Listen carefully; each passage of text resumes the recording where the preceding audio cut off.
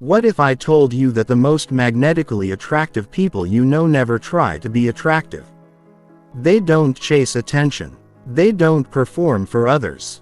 And they certainly don't follow the generic advice that floods social media about being more charismatic.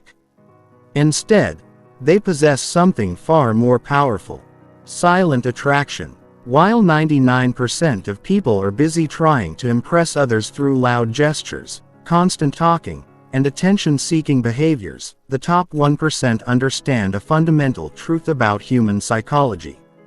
Real attraction isn't about what you say or do to get noticed. It's about who you become when you think nobody is watching. The most attractive people in any room aren't the ones commanding attention through force. They're the ones who naturally draw others in through their presence, their energy, and their deeply ingrained habits that signal confidence, intelligence, and emotional maturity. These aren't tricks or techniques you turn on and off. They're integrated parts of who you are. In this comprehensive guide, you're going to discover the scientifically backed habits that create silent magnetism.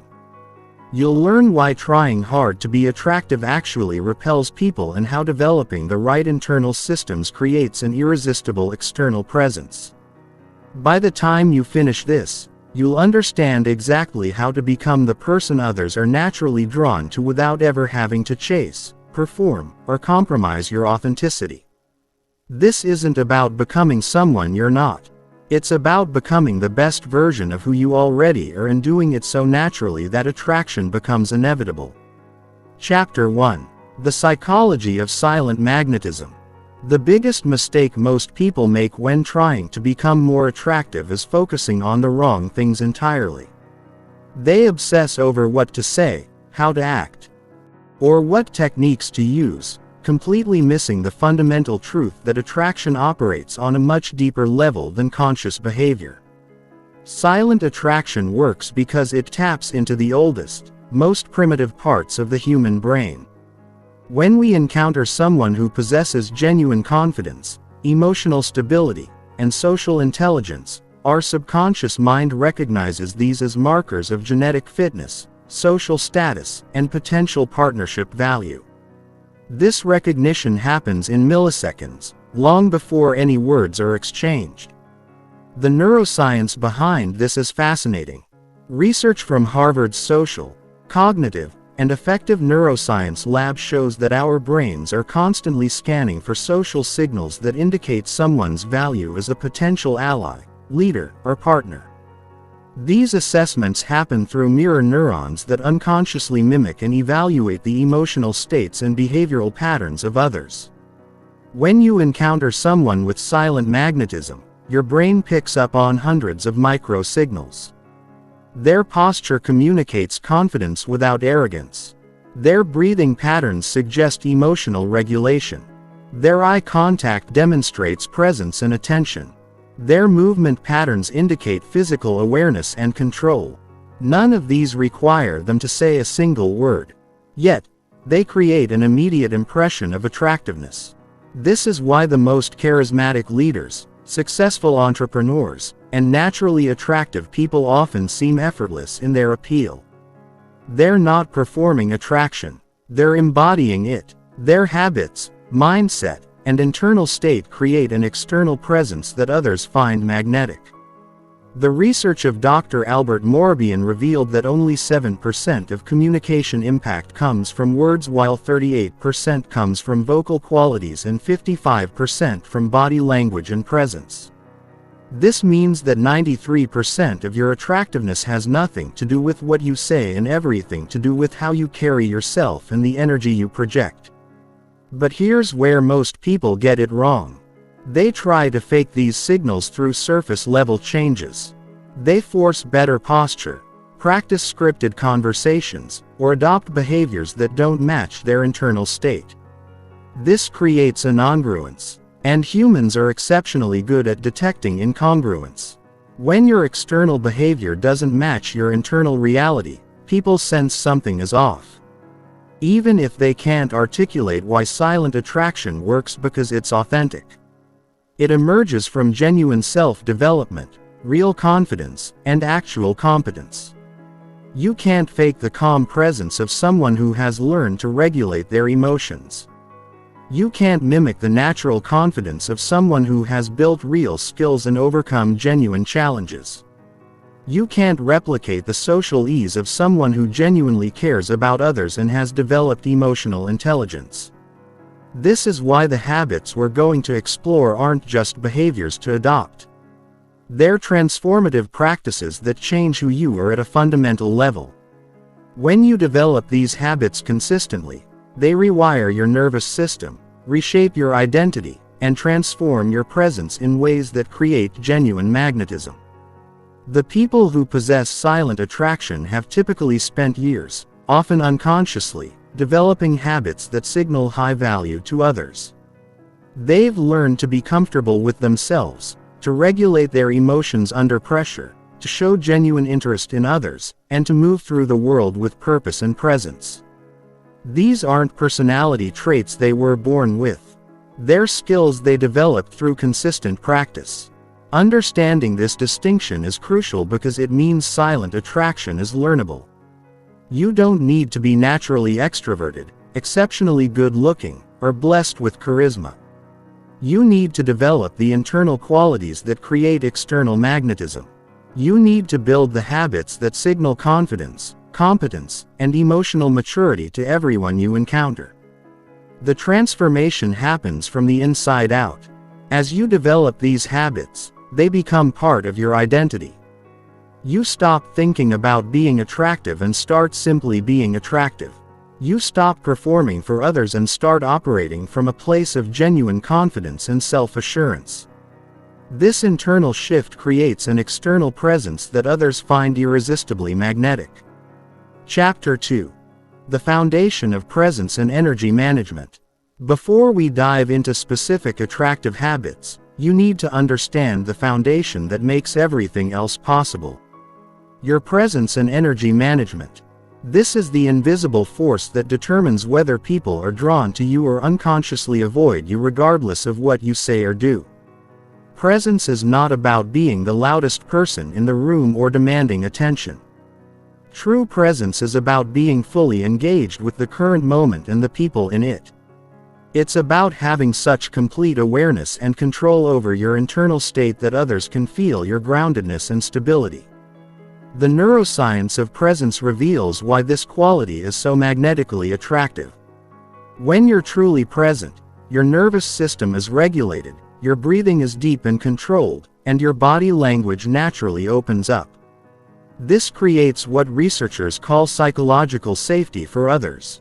People unconsciously relax around those who are genuinely present because they sense no threat, no agenda, and no emotional instability. Most people exist in a state of partial presence. They're physically in one place while mentally somewhere else. They're thinking about what happened earlier, worrying about what might happen later, or planning what they'll say next in the conversation.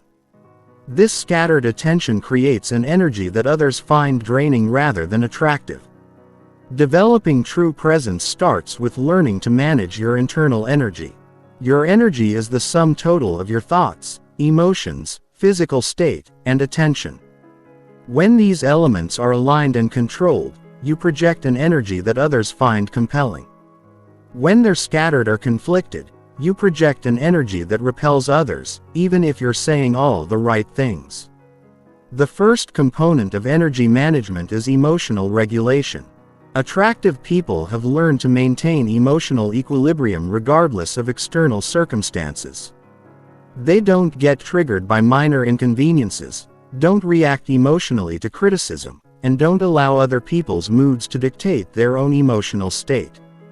This emotional stability is incredibly attractive because it signals psychological maturity and reliability. When others know that you won't become reactive, defensive, or emotionally volatile, they feel safe to be authentic around you. They can express themselves without walking on eggshells, knowing that you'll respond from a place of emotional intelligence rather than knee-jerk reaction. Developing emotional regulation requires understanding the physiology of emotions. Emotions are not just mental experiences. They're full-body phenomena that affect your breathing, posture, facial expressions, and vocal tonality. Learning to recognize the early physical signs of emotional activation allows you to intervene before your emotions take control of your behavior. The practice of conscious breathing is fundamental to emotional regulation. When you breathe deeply and slowly, you activate your parasympathetic nervous system, which promotes calm and clear thinking. When you breathe shallowly or rapidly, you activate your sympathetic nervous system, which creates stress and reactive behavior. Attractive people have often unconsciously developed breathing patterns that keep them in a state of calm alertness. They breathe from their diaphragm rather than their chest. They maintain a slow and steady rhythm, and they use their breath to reset their emotional state when needed. This creates a physical foundation for emotional stability that others can sense even from across a room. The second component of energy management is attention control. Where you place your attention determines the quality of your presence and the impact you have on others. When your attention is scattered across multiple concerns, your presence becomes diluted and unfocused. When your attention is completely engaged with the person or situation in front of you, your presence becomes magnetic. Developing attention control requires training yourself to be single-pointed in your focus. This means when you're in a conversation, you're 100% present with that conversation. You're not thinking about your phone, planning your next activity, or judging what the other person is saying. You're fully engaged with understanding, connecting, and responding authentically. This level of attention is rare in our distracted world, which makes it incredibly powerful when someone encounters it. People are so accustomed to partial attention that when they experience someone's complete presence, it feels almost intoxicating. They leave the interaction feeling heard, valued, and energized. The third component of energy management is physical awareness. Your body is constantly communicating information about your internal state, and others are unconsciously reading these signals. When your body is tense, contracted, or fidgety, it communicates anxiety and insecurity. When your body is relaxed, open, and grounded, it communicates confidence and ease. Developing physical awareness means learning to consciously relax unnecessary tension while maintaining alertness and engagement. It means becoming aware of your posture, your facial expressions, and your movement patterns. It means understanding how your physical state affects your mental and emotional state, and vice versa. Many people carry chronic tension in their shoulders, jaw, or stomach without realizing it. This tension not only affects how they feel internally, but also creates an energy that others find uncomfortable. Learning to consciously release this tension while maintaining good posture and alert engagement creates a physical presence that others find appealing and calming. The integration of emotional regulation, attention control, and physical awareness creates what we might call grounded presence. This is the quality that makes someone's energy feel solid, stable, and attractive. It's not about being perfect or never experiencing difficult emotions. It's about having the skills to navigate your internal world in a way that allows you to show up authentically and powerfully in your external world. When you develop grounded presence, several things happen automatically. Your voice becomes more resonant and calm. Your eye contact becomes more steady and genuine. Your movement becomes more fluid and purposeful. Your listening becomes more attentive and empathetic. These changes happen naturally as expressions of your improved internal state, not as behaviors you're trying to perform. This is the foundation upon which all other attractive habits are built. Without grounded presence, even the most sophisticated social skills can feel manipulative or inauthentic. With grounded presence, even simple interactions become opportunities for genuine connection and mutual attraction.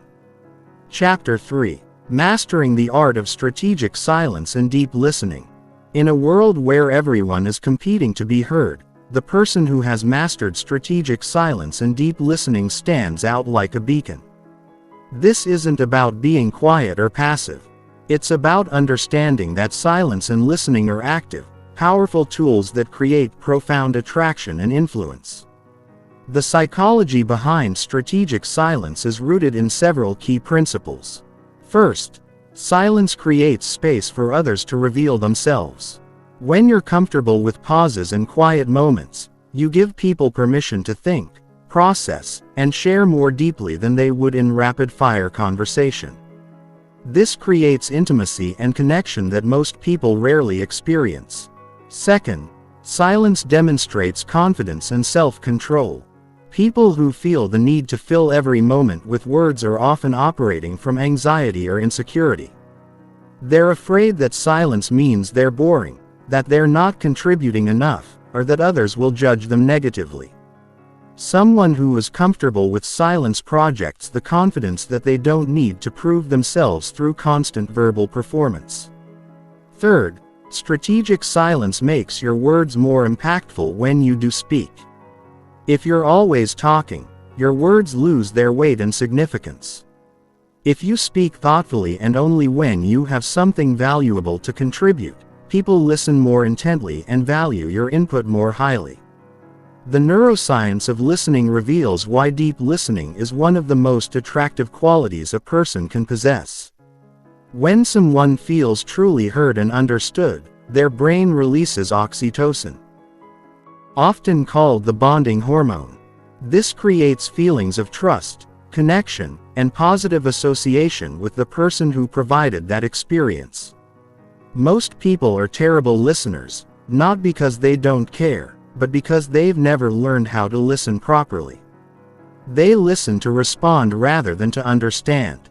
They're formulating their next comment while the other person is still speaking.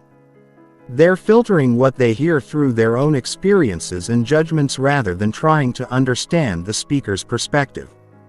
Deep listening is an active, engaged process that requires significant mental and emotional energy. It involves several key components that, when mastered, create profound attraction and connection. The first component is present moment awareness. Deep listening requires you to be completely focused on the person speaking and what they're communicating, both verbally and nonverbally. This means putting away distractions, making eye contact, and using your full attention to understand not just their words, but their emotions, intentions, and underlying needs. The second component is emotional attunement. This involves listening not just to the content of what someone is saying but to the emotional subtext. Are they excited, anxious, sad, frustrated, hopeful? Often the emotion behind the words is more important than the words themselves. When you can recognize and acknowledge someone's emotional state, they feel seen and validated in a way that creates deep connection. The third component is curiosity without judgment. Deep listening requires approaching others with genuine curiosity about their perspective, experiences, and thoughts.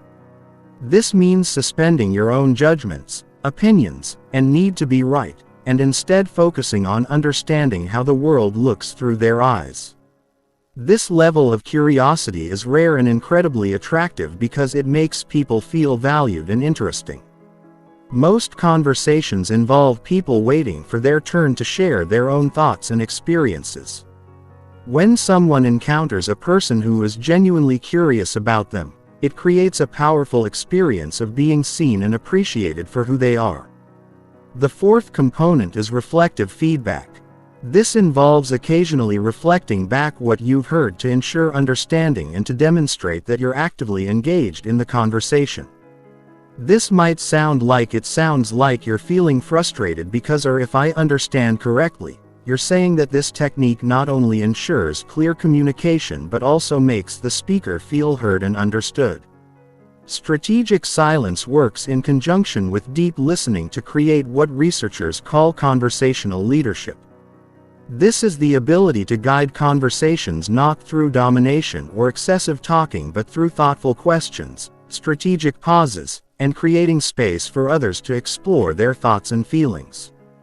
People who have mastered conversational leadership understand that the person who asks the best questions often controls the direction and depth of the conversation. They know that a well-timed pause can be more powerful than any words. They understand that making others feel heard and understood is one of the most attractive things you can do.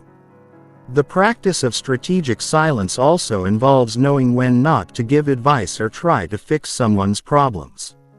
Many people, particularly those who are naturally helpful, make the mistake of immediately jumping to solutions when someone shares a challenge or concern. However, most of the time, people don't want solutions. They want to be heard and understood. Learning to sit with someone's discomfort without immediately trying to fix it is a profound skill that creates deep trust and connection. It demonstrates emotional maturity and respect for the other person's autonomy. It shows that you trust them to find their own solutions and that you value the process of being heard over the outcome of solving problems. The magnetic quality of deep listening extends beyond individual conversations to how you're perceived in group settings, in meetings, social gatherings, or any group dynamic. The person who listens well and speaks thoughtfully often emerges as a natural leader even if they say relatively few words. This happens because deep listeners often have the most insightful contributions when they do speak. They've been paying attention to the group dynamic, understanding different perspectives and processing information while others have been focused on getting their own points across. When they finally contribute, their words often synthesize or elevate the conversation in ways that others find valuable and impressive.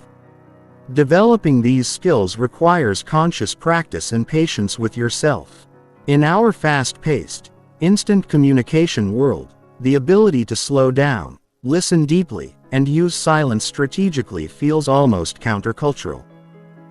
But that's exactly what makes it so powerful and attractive. Start by practicing in low-stakes conversations. Focus on listening for understanding rather than listening for your turn to speak. Practice being comfortable with brief pauses. Ask follow-up questions that demonstrate you've been paying attention. Notice how people respond when they feel truly heard and understood. As you develop these skills, you'll find that your conversations become more meaningful, your relationships deepen, and your overall attractiveness increases significantly. People will seek you out not because you're entertaining or impressive, but because you make them feel valued, understood, and heard. Chapter 4. The Power of Calm, Confidence, and Emotional Stability. Calm confidence is perhaps the most universally attractive quality a person can possess. Yet, it's also one of the most misunderstood. It's not about being loud, aggressive, or dominating. It's not about never feeling fear, doubt, or uncertainty. Calm confidence is about maintaining your center and emotional equilibrium regardless of external circumstances. And it's this stability that others find magnetically attractive. The psychology of calm confidence is rooted in what psychologists call emotional regulation and distress tolerance. People who possess calm confidence have developed the ability to experience difficult emotions without being controlled by them. They can feel anxiety without becoming anxious in their behavior. They can experience disappointment without becoming negative or reactive. They can face uncertainty without becoming paralyzed or frantic. This emotional stability is attractive on multiple levels. From an evolutionary perspective, emotional stability signals that someone would be a reliable partner, leader, or ally during difficult times. From a social perspective, emotional stability creates psychological safety for others, allowing them to relax and be more authentic in your presence. From a personal perspective, emotional stability creates a sense of groundedness and authenticity that others find compelling and trustworthy. The neuroscience behind emotional regulation reveals why this quality is so powerful. When you maintain emotional equilibrium under pressure, you're demonstrating advanced prefrontal cortex function, the part of the brain responsible for executive decision, impulse control, and emotional regulation. This is the most recently evolved part of the human brain, and its effective functioning signals high cognitive and emotional intelligence. People with calm confidence have typically learned to recognize the difference between feeling an emotion and being controlled by that emotion. They understand that emotions are temporary experiences that provide information about their internal state and external environment. But they don't allow these emotions to dictate their behavior or communication. This doesn't mean suppressing or denying difficult emotions. Emotional suppression actually creates more problems than it solves and often leads to emotional explosions or passive-aggressive behavior. Instead, calm confidence involves acknowledging emotions while maintaining choice about how to respond to them. The development of calm confidence begins with understanding your emotional patterns and triggers. Most people have predictable emotional responses to certain situations, people, or stressors. They know they'll feel anxious before public speaking, frustrated in traffic, or defensive when criticized. However, they often feel helpless to change these responses. Calm confidence develops when you learn to recognize these patterns early and intervene before they take control of your behavior. This requires developing what psychologists call metacognition. Thinking about your thinking, you learn to observe your emotional state from a slight distance, almost like a scientist studying an interesting phenomenon. The practice of mindfulness is fundamental to developing this observational capacity. Mindfulness doesn't mean being perpetually calm or zen.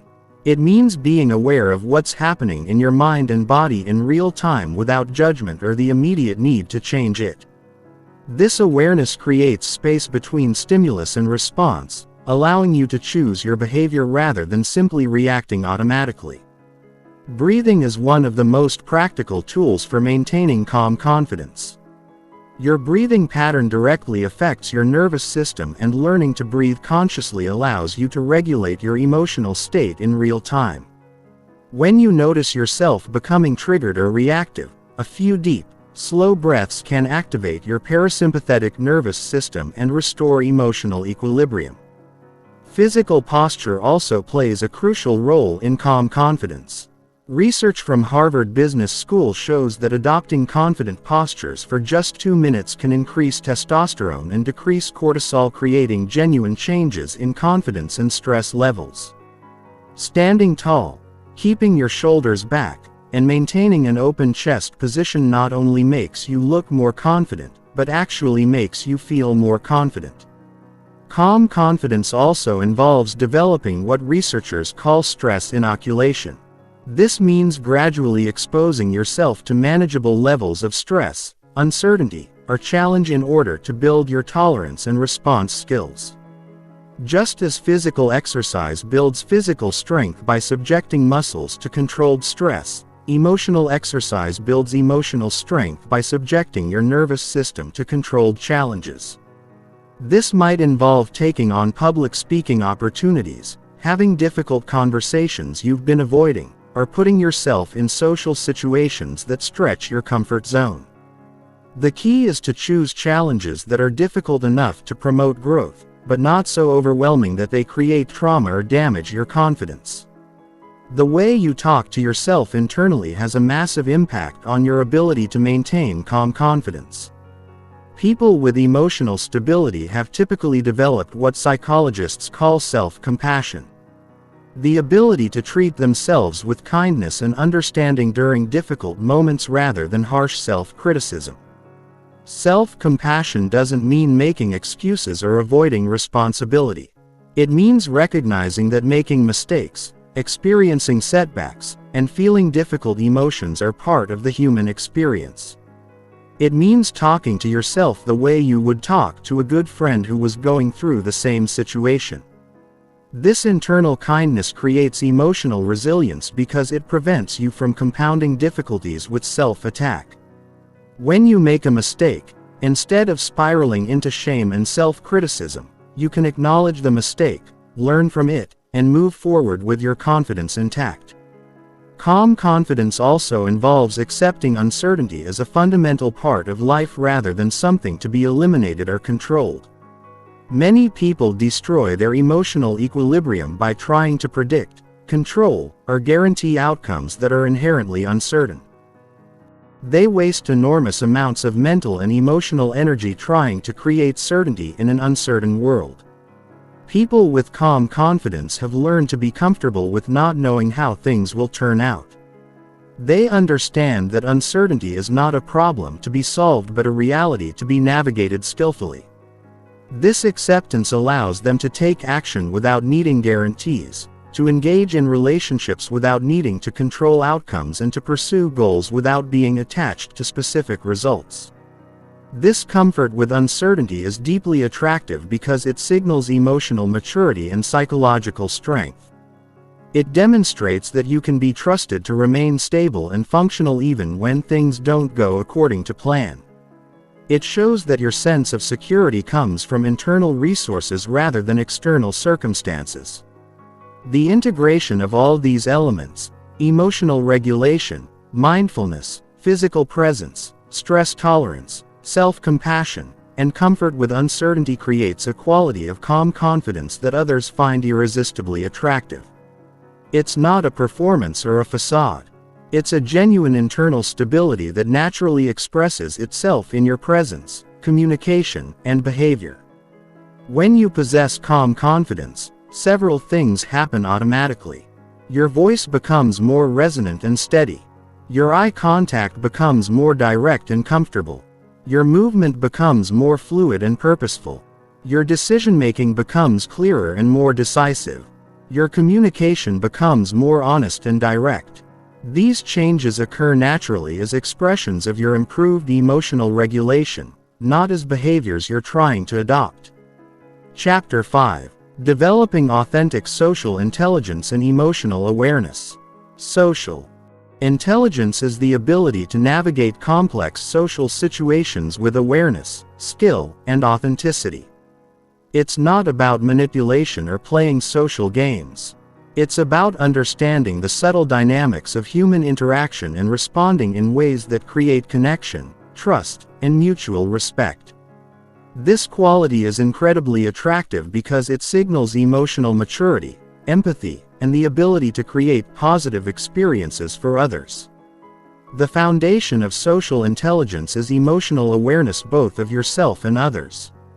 Most people go through social interactions with only surface-level awareness of the emotional undercurrents that are constantly flowing between people. They miss the subtle signs that someone is uncomfortable, the nonverbal cues that indicate interest or disinterest, and the emotional needs that lie beneath surface-level conversation. Developing emotional awareness begins with learning to read the emotional subtext of social interactions. Every conversation, every meeting, every social gathering has multiple layers of communication happening simultaneously. There's the surface level, what people are saying with their words. There's the emotional level, what people are feeling and how those feelings are affecting their communication. And there's the relational level, how people are positioning themselves in relation to each other and what social dynamics are at play. People with high social intelligence have learned to perceive and navigate all these levels simultaneously.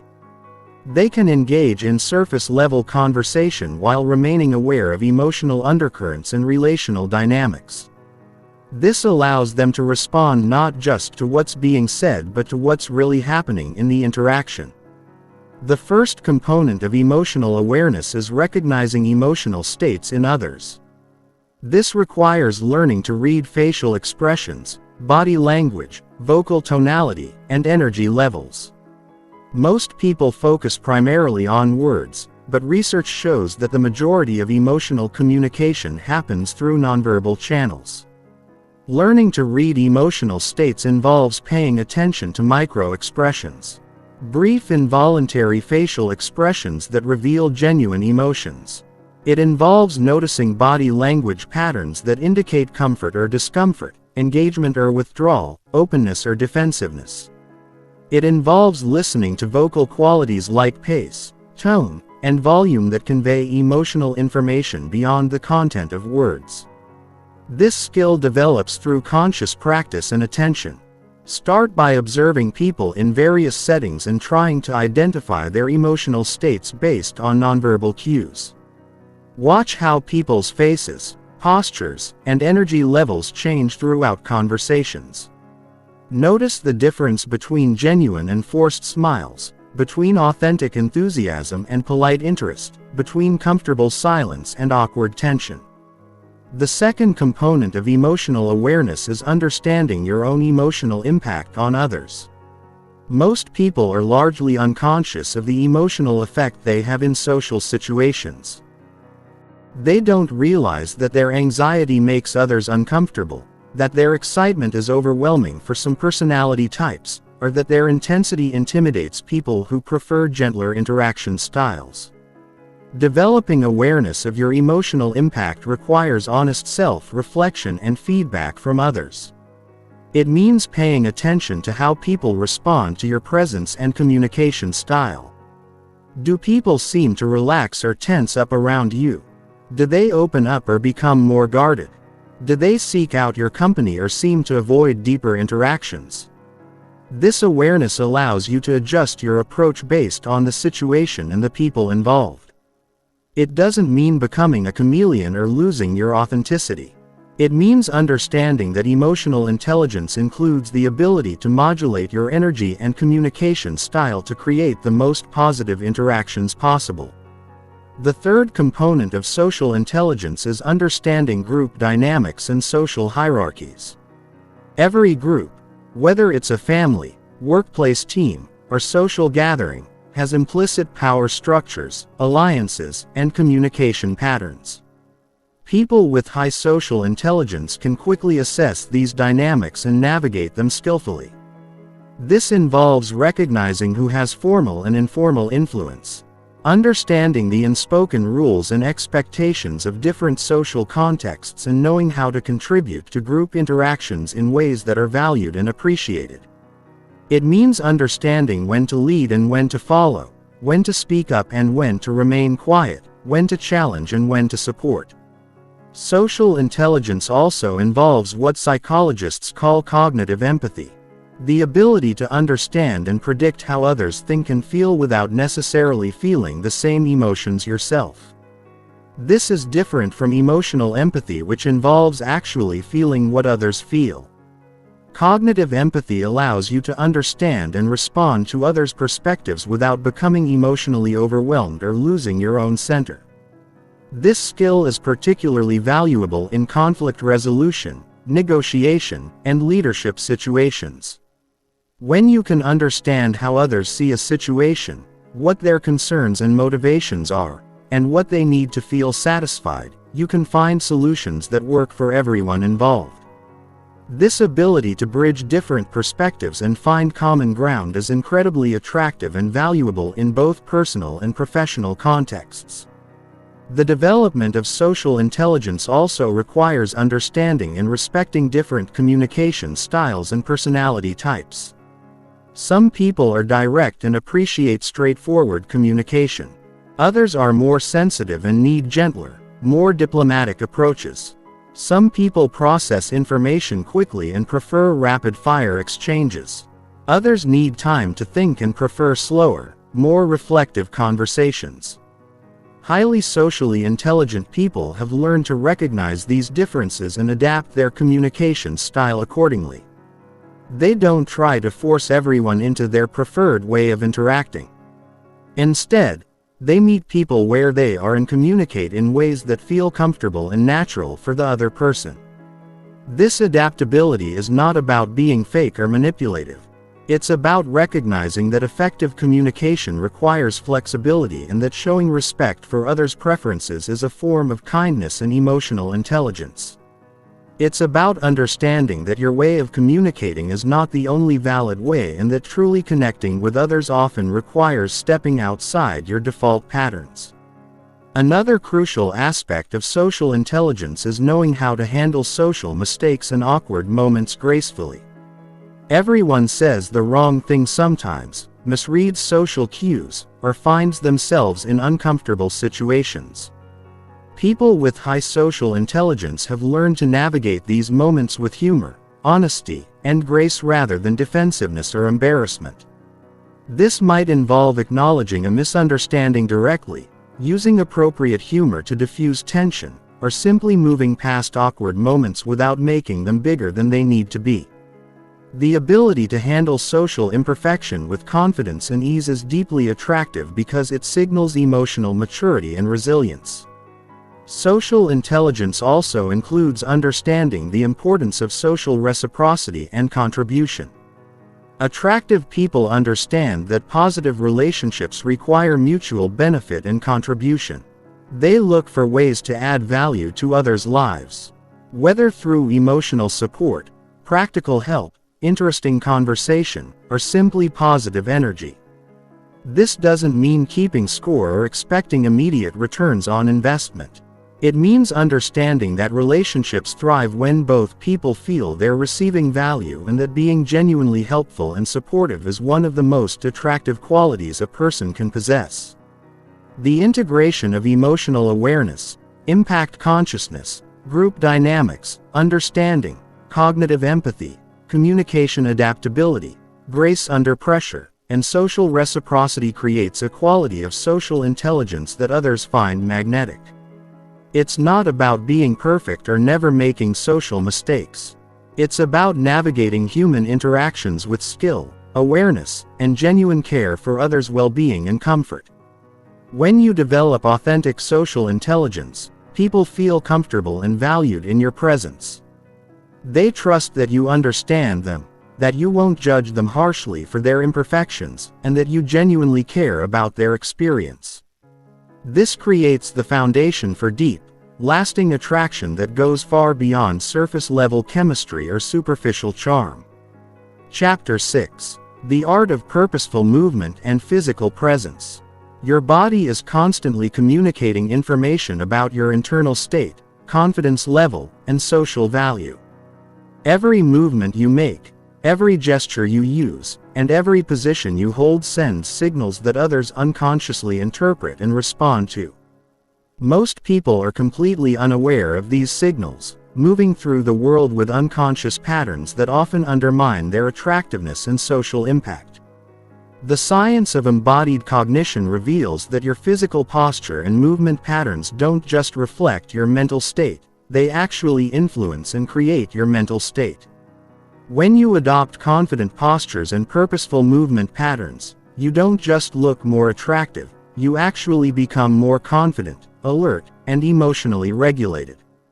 This creates a positive feedback loop where improved physical presence enhances mental state, which further improves physical presence. Purposeful movement is characterized by several key qualities that distinguish it from the unconscious movement patterns most people exhibit. First is intentionality. Every movement serves a purpose and is executed with awareness rather than happening automatically or nervously. Second is fluidity. Movements flow smoothly from one to another without jerky, abrupt or hesitant transitions. Third is groundedness. Movements originate from a stable centered base rather than from tension or imbalance. The foundation of attractive physical presence is what martial artists and dancers call centering. This involves maintaining awareness of your physical center of gravity, typically located just below your navel, and moving from this stable base rather than from peripheral tension or imbalance. When you move from your center, your movements naturally become more fluid, purposeful, and graceful. Most people carry chronic tension in their shoulders, neck, or jaw, which creates movement patterns that appear anxious, rushed, or uncomfortable. Learning to consciously relax unnecessary tension while maintaining good posture and alert engagement is fundamental to attractive physical presence. This doesn't mean becoming loose or sloppy. It means finding the optimal balance between relaxation and readiness. Eye contact is perhaps the most powerful aspect of physical presence. Yet, most people use it poorly. Effective eye contact is not about staring intensely or maintaining constant visual contact. It's about making genuine, comfortable contact that demonstrates presence and interest without creating pressure or discomfort. The key is to make eye contact when listening.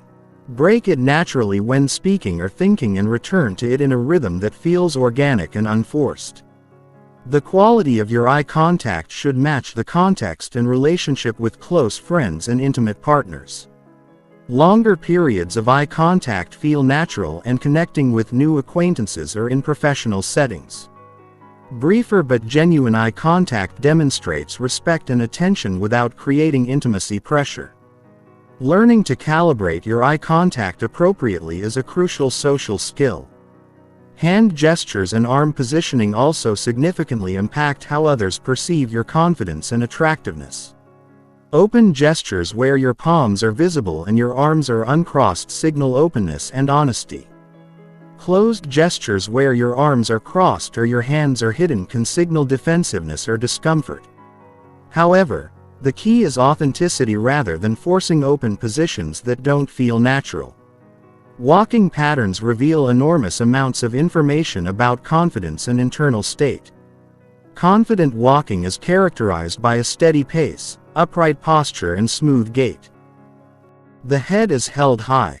The shoulders are back but not rigid. And the stride is neither rushed nor hesitant.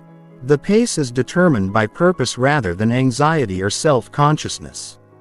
Many people walk too quickly because they're anxious or trying to appear busy and important. Others walk too slowly because they're uncertain or trying to avoid attention. Attractive walking finds the middle ground, moving with purpose and confidence at a pace that feels natural and unhurried. Sitting posture is equally important, particularly in social and professional settings where you may be seated for extended periods. Attractive sitting involves maintaining an upright but relaxed posture, keeping your feet grounded, and positioning your body in a way that demonstrates engagement with the environment and people around you. The way you use space also communicates important information about your confidence and social intelligence.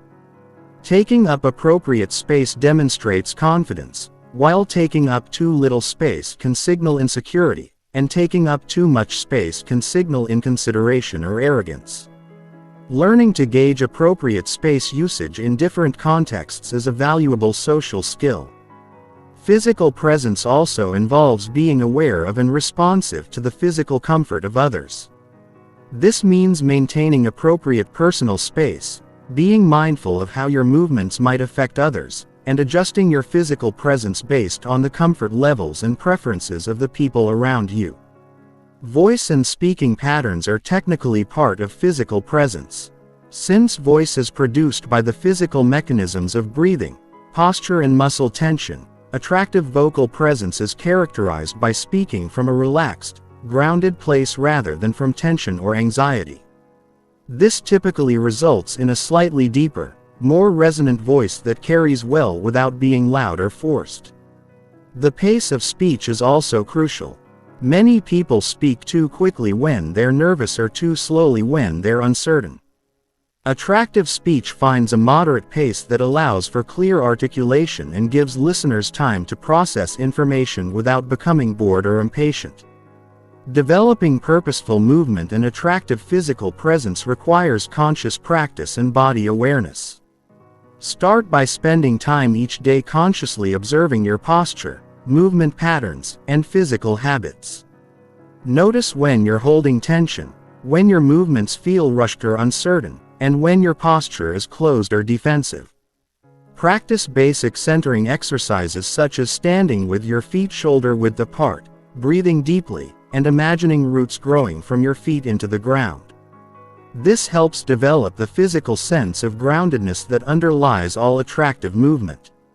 Work on individual elements like eye contact, hand gestures, and walking patterns in low-stakes situations before applying them in more important social or professional contexts.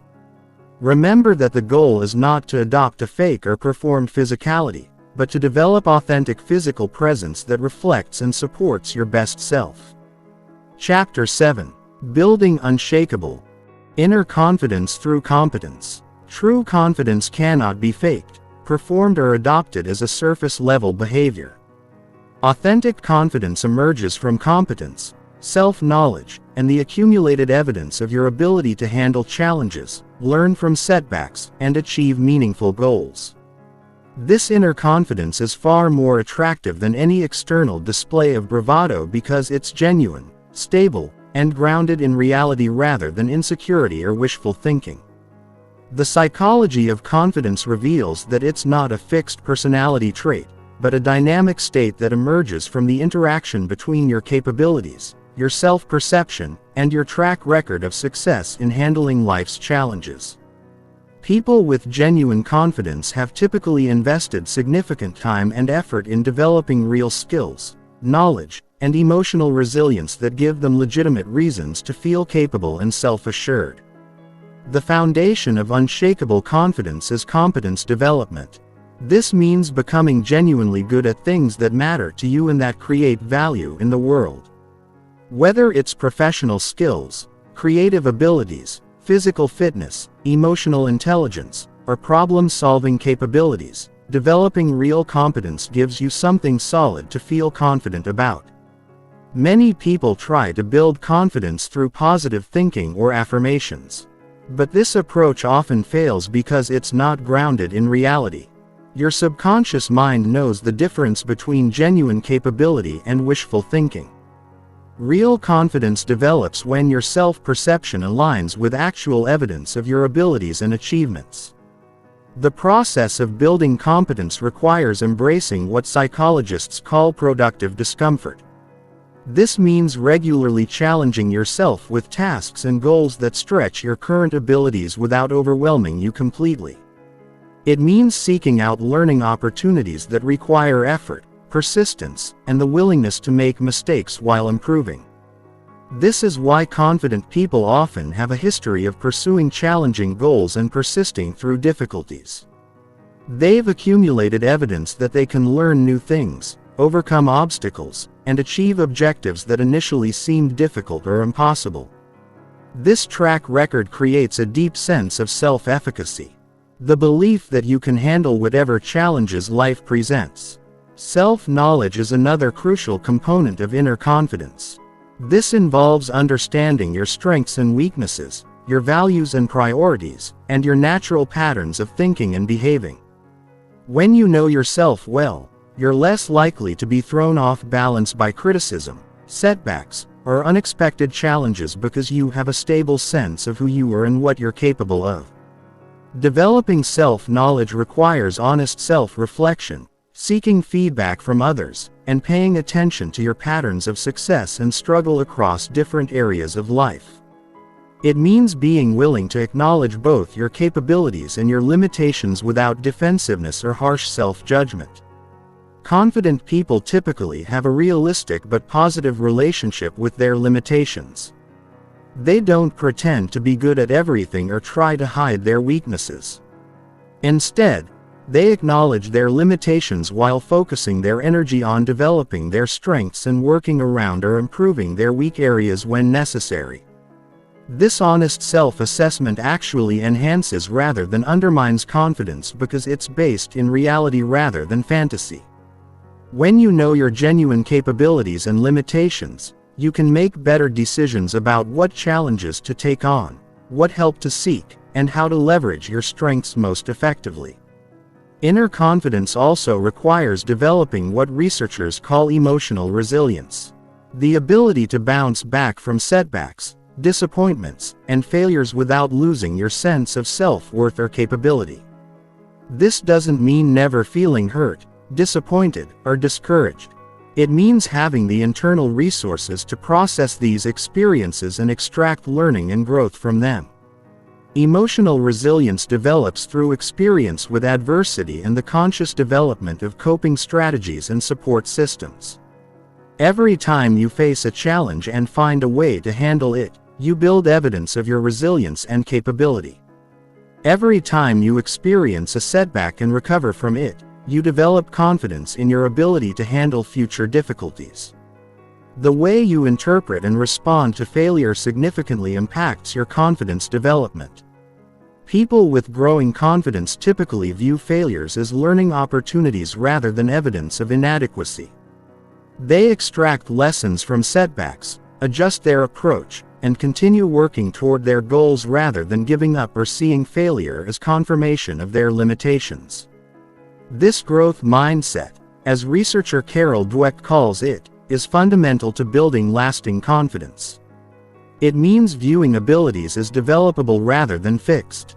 Seeing challenges as opportunities to grow rather than threats to your self-image, and understanding that effort and persistence are pathways to mastery rather than signs of inadequacy.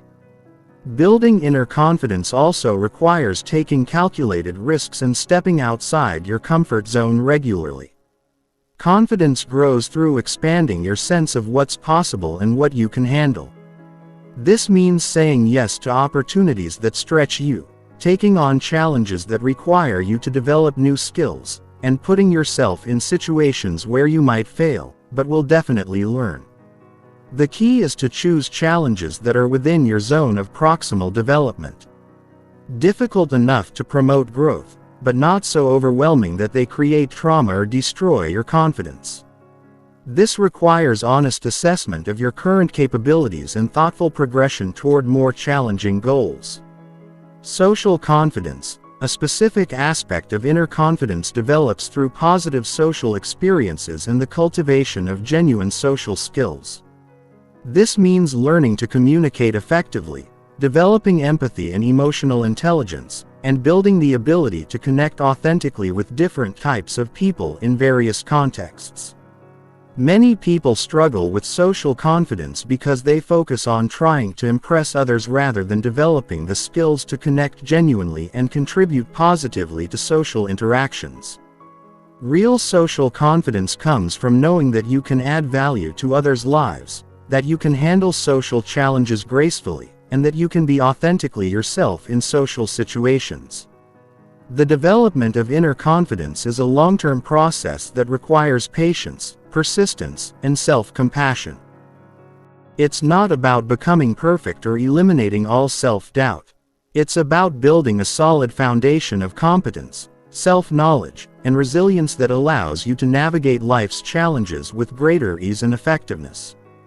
When you possess genuine inner confidence, it naturally expresses itself in your presence, communication, and behavior without any need for performance or pretense. You become comfortable taking up appropriate space, expressing your thoughts and opinions, and pursuing your goals with determination and persistence. This authentic confidence is magnetic because others can sense its genuineness and stability. Chapter 8. The magnetism of authentic curiosity and genuine interest in others. In a world where most people are primarily focused on themselves, their own problems, and their own desires to be heard and understood, the person who possesses authentic curiosity about others stands out as remarkably attractive and magnetic. This isn't about being nosy or intrusive. It's about having a genuine fascination with the complexity, experiences, and perspectives of other human beings. The psychology behind why curiosity is so attractive is rooted in fundamental human needs for validation, understanding, and connection.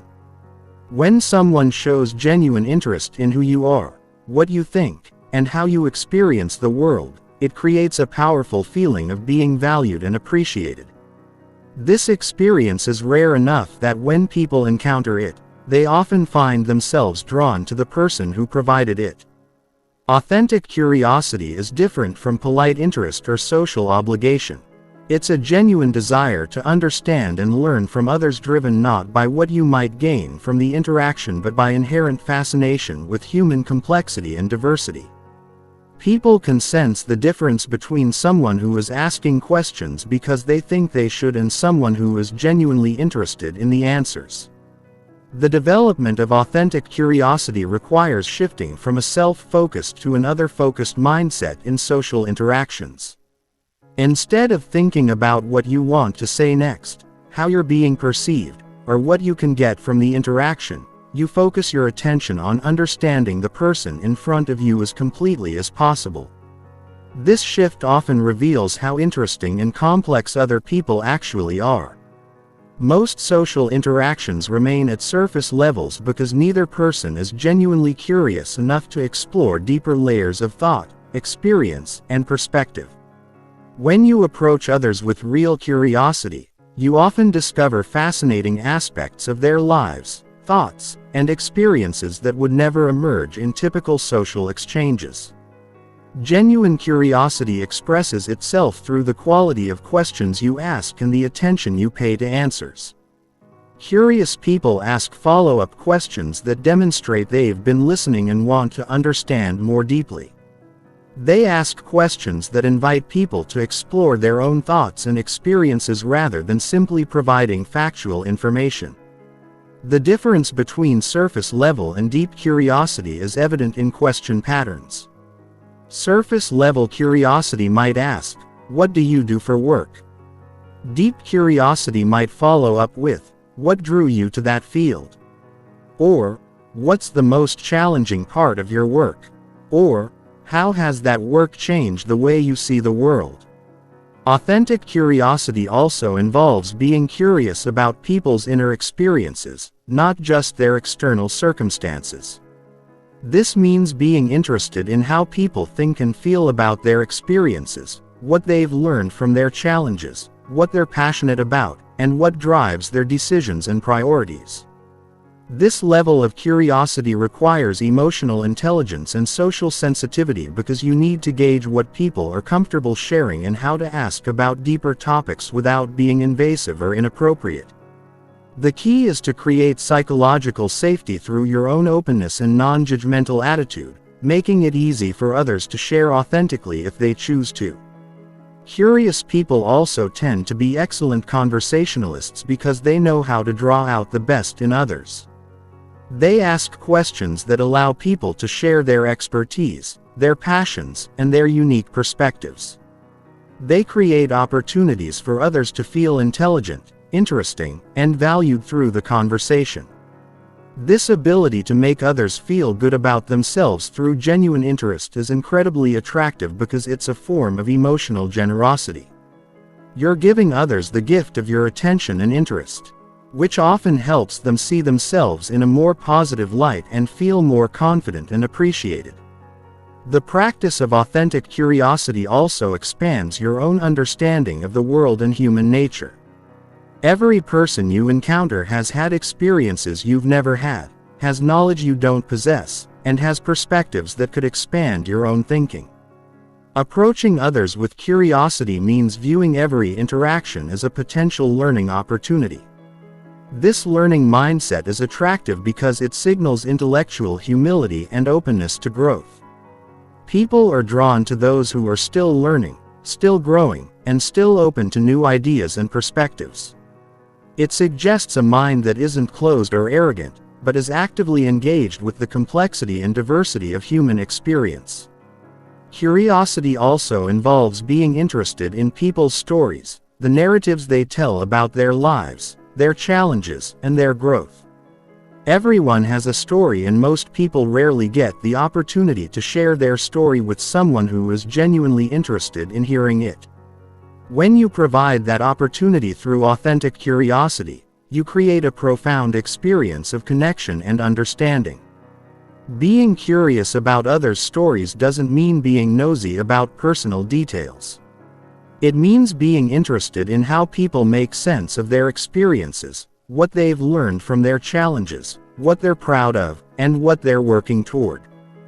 These are the elements that make up the narrative of a person's life and reveal who they are at a deeper level. The development of authentic curiosity requires overcoming several common barriers. Many people are so focused on their own concerns and insecurities that they have little mental and emotional energy left to be curious about others. Others are afraid that showing interest will make them appear vulnerable or will obligate them to share more about themselves than they're comfortable with. Some people avoid curiosity because they're afraid of what they might learn about others. They worry that deeper exploration might reveal differences that make them uncomfortable or might challenge their existing beliefs and assumptions. However, this avoidance typically limits their ability to form meaningful connections and understand the rich complexity of human experience. Practicing authentic curiosity requires developing comfort with not knowing, with being surprised by what you learn, and with having your assumptions challenged. It means approaching others with what Zen practitioners call beginner's mind. The willingness to encounter each person as if meeting them for the first time, without predetermined judgments or expectations. The cultivation of curiosity also involves becoming more comfortable with silence and pauses in conversation. When you ask a thoughtful question, people often need time to think before responding authentically. Being patient with these pauses and not rushing to fill silence shows respect for the person's thought process and often leads to more meaningful responses. Authentic curiosity extends beyond individual conversations. To include curiosity about different cultures, perspectives, and ways of life. This broader curiosity makes you a more interesting person because you're constantly learning and growing. And it makes you more attractive because people can sense your openness and willingness to engage with diversity and complexity. When you develop authentic curiosity as a core part of how you engage with others, several things happen naturally. People seek out your company because they enjoy how they feel when talking with you.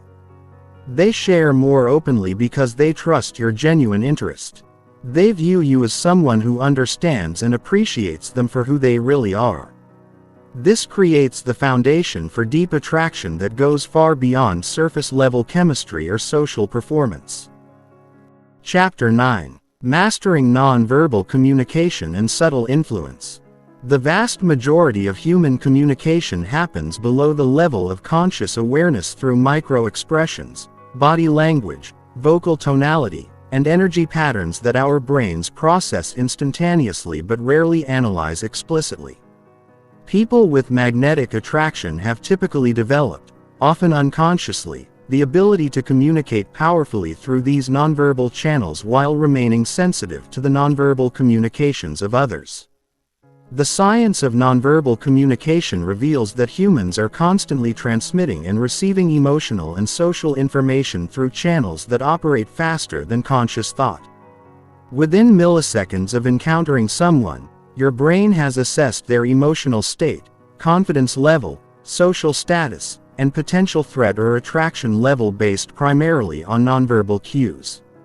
This means that your nonverbal communication is constantly shaping how others perceive and respond to you.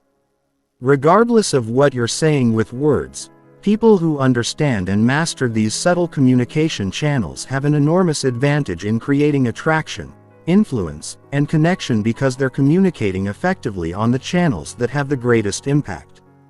The foundation of powerful nonverbal communication is congruence between your internal state and external expression. When your thoughts, emotions, and intentions are aligned and authentic, your nonverbal communication naturally becomes more powerful and attractive. When there's incongruence between what you're thinking and feeling internally and what you're expressing externally, people sense something is off, even if they can't articulate what it is. This is why working on your internal state is so crucial for developing attractive nonverbal communication. You can't fake the micro-expressions, energy patterns, and subtle cues that emerge from genuine confidence, emotional stability, and authentic interest in others. These qualities must be developed genuinely to be communicated authentically. Facial expressions are one of the most powerful forms of nonverbal communication. Yet, most people are largely unconscious of what their face is communicating. Research has identified dozens of distinct facial expressions that convey specific emotions and social information. Learning to recognize these expressions in others and become more conscious of your own facial communication can dramatically improve your social effectiveness. The most important facial communication skills involve eye contact patterns, genuine versus forced smiling, and overall facial relaxation. Genuine eye contact involves looking at someone when they're speaking to demonstrate attention and respect. Making contact when you're speaking to emphasize important points and breaking contact naturally to avoid creating intensity or pressure. A genuine smile involves not just the mouth but the entire face, particularly the eyes.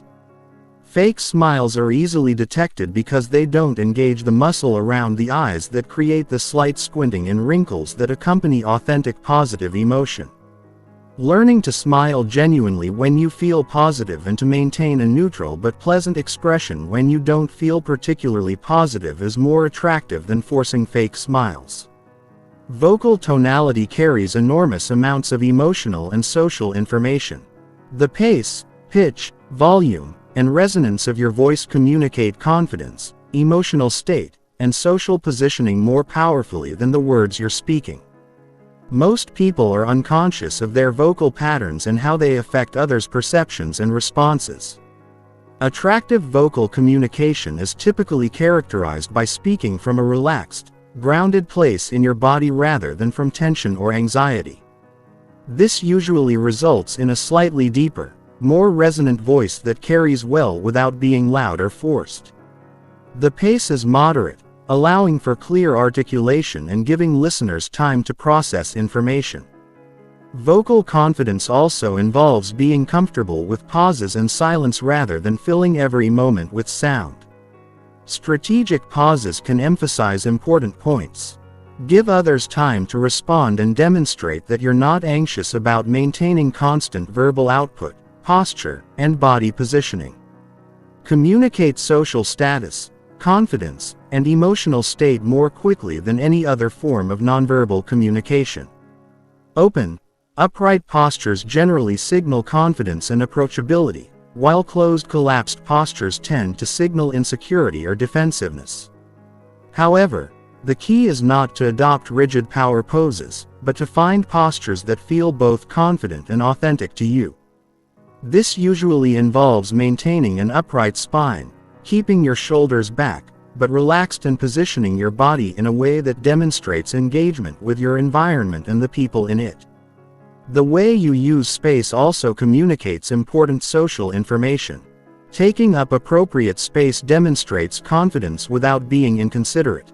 This involves being aware of how much physical space you're occupying and whether it's appropriate for the context and the comfort of others around you.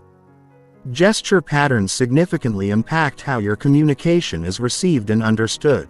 Open gestures, where your palms are visible and your movements are fluid, tend to be perceived as more trustworthy and engaging than closed gestures or sharp, jerky movements. The key is developing gestures that feel natural and support your verbal communication rather than distracting from it. This usually means using gestures that emerge from genuine enthusiasm or emphasis rather than trying to adopt prescribed hand movements that don't match your personality or communication style. Energy and presence are perhaps the most subtle but powerful forms of nonverbal communication. Your overall energy level, emotional state, and quality of attention create an invisible but palpable influence on everyone around you. People can sense whether you're genuinely present and engaged or distracted and disconnected, whether you're calm and centered or anxious and scattered.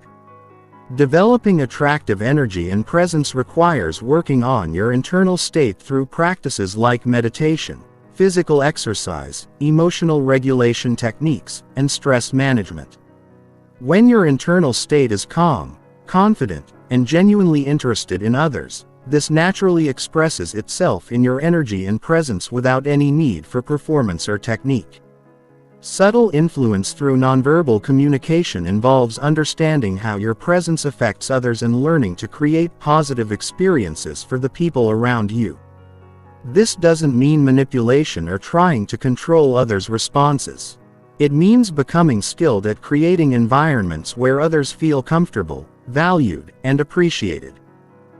This might involve matching the energy level of others when appropriate, using mirroring techniques to create unconscious rapport, or simply maintaining such positive, stable energy that others feel better when they're around you. The goal is always to create mutual benefit and positive experiences rather than one-sided advantage. Reading others' nonverbal communication is equally important for developing social intelligence and attraction. Learning to recognize signs of comfort and discomfort, interest and boredom, agreement and disagreement, allows you to adjust your approach and respond more effectively to others' needs and preferences. This skill develops through conscious observation and practice. Start paying attention to how people's facial expressions, postures, and energy levels change throughout conversations.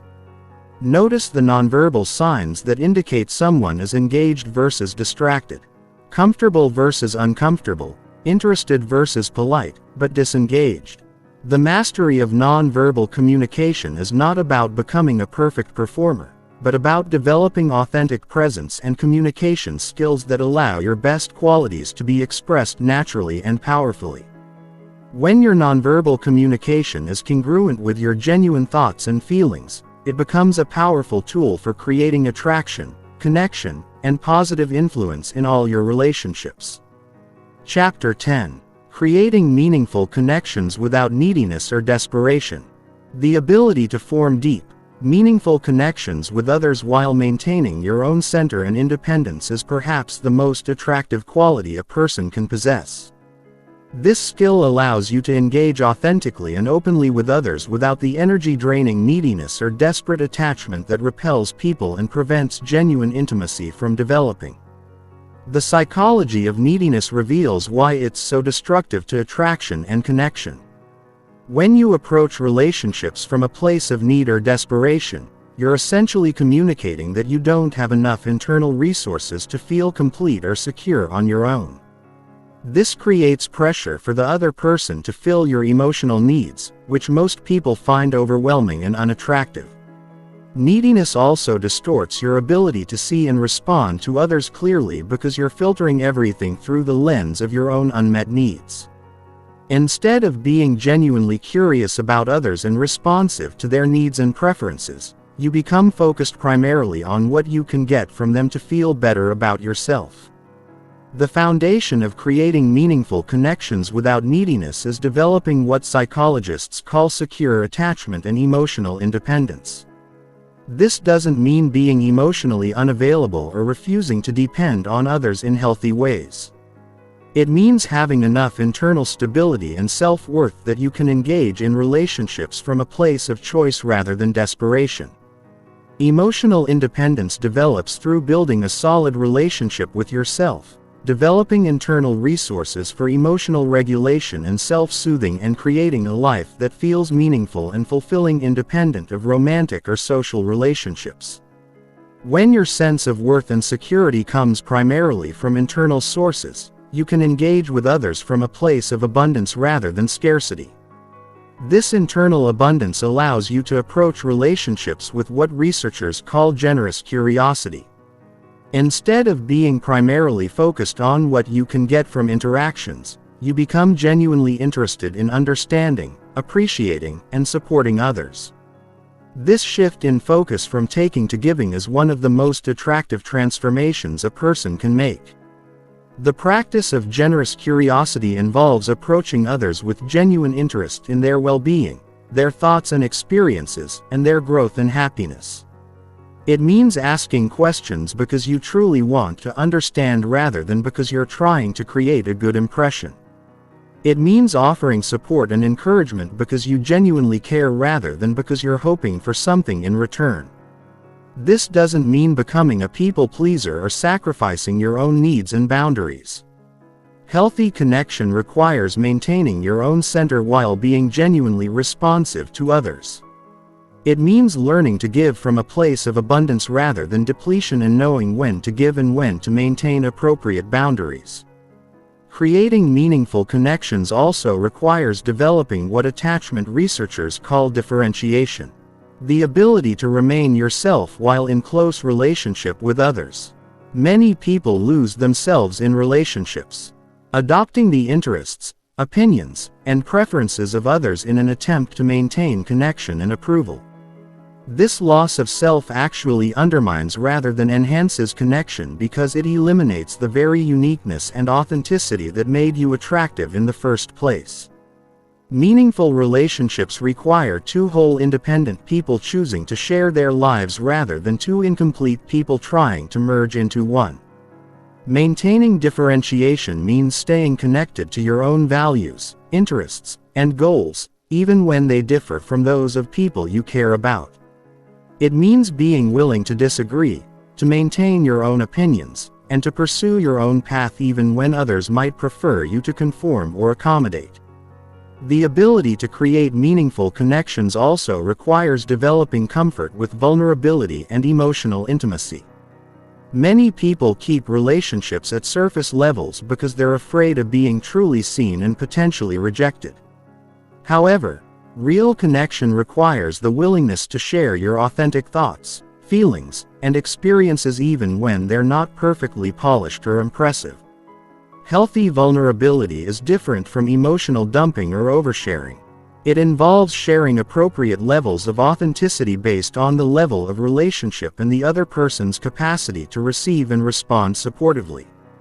It means being genuine about your experiences while taking responsibility for your own emotional well-being. The development of meaningful connection skills also involves learning to handle conflict and disagreement constructively rather than avoiding it or allowing it to destroy relationships.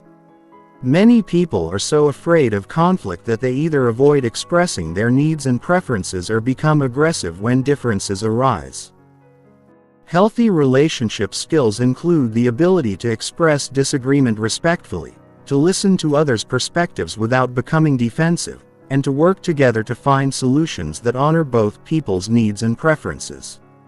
This requires emotional regulation, communication skills, and the confidence that relationships can survive and even be strengthened by working through difficulties together, creating meaningful connections without neediness.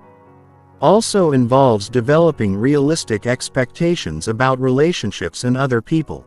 Needy people often expect others to meet needs that are impossible for any single person to fulfill, such as making them feel completely secure, validating all their choices, or eliminating all their loneliness and self-doubt.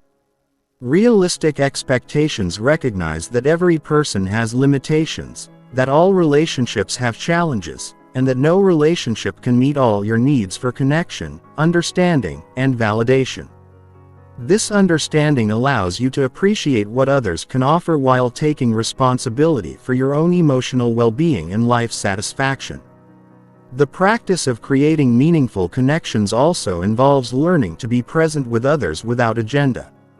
Many people approach social interactions with hidden agendas. Whether it's trying to impress others, get something they need, or avoid rejection or criticism. These agendas create subtle pressure that others can sense and find uncomfortable. Being present without agenda means approaching interactions with openness to whatever unfolds naturally. It means being willing to have conversations that don't lead anywhere specific. To enjoy someone's company without needing to achieve any particular outcome and to let relationships develop at their own pace without forcing or manipulating their direction. This presence without agenda is incredibly attractive because it allows others to relax and be authentic. When people sense that you're not trying to get something from them or manipulate them toward a particular outcome, they can engage more openly and genuinely.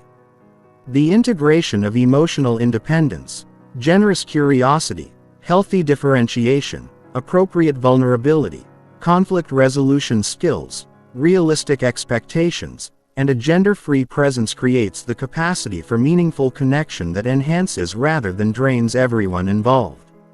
When you possess these qualities, people naturally want to spend time with you because they feel better about themselves and more alive when they're in your presence. This approach to relationships creates upward spirals where positive interactions lead to deeper trust, which leads to more authentic sharing, which leads to stronger connection, which creates more positive interactions. The result is relationships that enrich everyone involved and serve as a source of attraction for others who want to experience the same quality of connection in their own lives. Chapter 11. Reading social dynamics and navigating complex group interactions. The ability to quickly assess and skillfully navigate complex social dynamics is one of the most sophisticated forms of social intelligence. And it's incredibly attractive because it demonstrates emotional maturity, awareness, and the ability to create positive experiences for everyone involved. Most people are largely unconscious of the invisible social currents that flow through every group interaction, missing crucial information that could help them connect more effectively and contribute more positively. Every social group, Whether it's a family gathering, workplace meeting, or party with friends, has multiple layers of dynamics operating simultaneously. There are formal hierarchies and informal power structures, existing relationships and tensions, unspoken rules and expectations, and individual personalities with different needs and communication styles. People who can perceive and navigate these dynamics skillfully become natural leaders and sought-after companions. The foundation of reading social dynamics is developing what researchers call social situational awareness. This involves stepping back from your own concerns and anxieties to observe the broader patterns of interaction, the emotional undercurrents, and the needs and motivations of different individuals within the group context. Most people enter social situations focused primarily on their own performance, worrying about how they're being perceived, what they should say next, or whether they're fitting in appropriately. This self-focused attention prevents them from seeing the rich complexity of social information that's constantly available. Shifting to social situational awareness means asking different questions. What's the overall energy and mood of this group? Who are the formal and informal leaders? What are the unspoken tensions or alliances? Who seems comfortable and who seems out of place? What does this particular group value and appreciate? How can I contribute positively to the collective experience? The skill of reading power dynamics is particularly important for navigating complex social situations effectively. Every group has both formal authority structures and informal influence patterns. Understanding who has what kind of power and how they use it allows you to position yourself appropriately and contribute in ways that are valued and appreciated. Formal power is usually obvious through titles, roles, or explicit authority. Informal power is more subtle and emerges through things like expertise, charisma, social connections, or the ability to influence group decisions and directions. Often the people with the most informal power are not the ones with the highest formal titles. Learning to recognize informal power requires paying attention to who others look to for opinions, whose suggestions get implemented, who can change the mood or direction of conversations, and who seems to have the most social capital within the group. These observations help you understand the real dynamics rather than just the surface-level organizational chart. The ability to read emotional undercurrents is equally important for social navigation. Groups always have emotional dynamics that are separate from the explicit content of conversations. There might be excitement, tension, boredom, anxiety, competition or affection flowing between different members. And these emotions significantly affect how interactions unfold.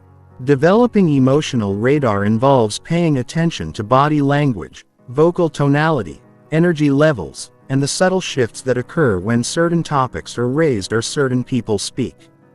You start to notice when someone's words don't match their emotional state. When there are undiscussed tensions between individuals or when the group energy changes in response to particular triggers. Understanding group roles and dynamics also helps you navigate complex interactions more skillfully. Different people naturally fall into different roles within groups. The leader, the supporter, the challenger, the peacemaker, the entertainer, the observer.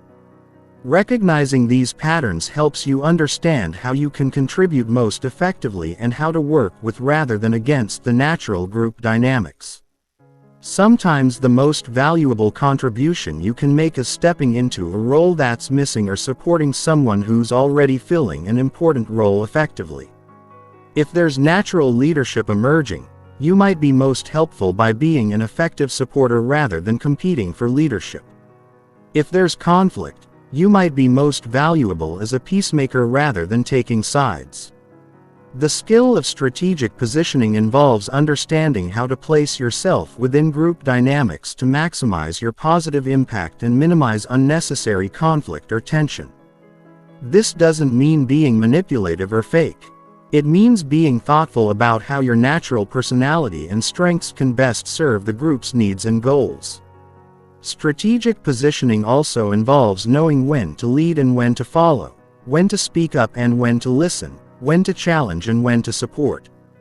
These decisions should be based on reading the current dynamics and understanding what the group needs in that moment rather than following rigid personal patterns or trying to always play the same role. Advanced social navigation also requires understanding and respecting different communication styles and cultural backgrounds within diverse groups. What feels like confident leadership to one person might feel like aggression to another. What seems like appropriate directness to some might feel rude or insensitive to others with different cultural backgrounds or personality types. This cultural and stylistic sensitivity allows you to adapt your communication approach based on the preferences and comfort levels of different individuals within the group. It doesn't mean losing your authenticity. It means expressing your authenticity in ways that can be received and appreciated by diverse audiences. The ability to diffuse tension and redirect negative dynamics is one of the most valuable social skills you can develop. Groups inevitably experience moments of conflict, misunderstanding, or negative emotion. And someone who can skillfully address these situations without making them worse is incredibly valuable and attractive.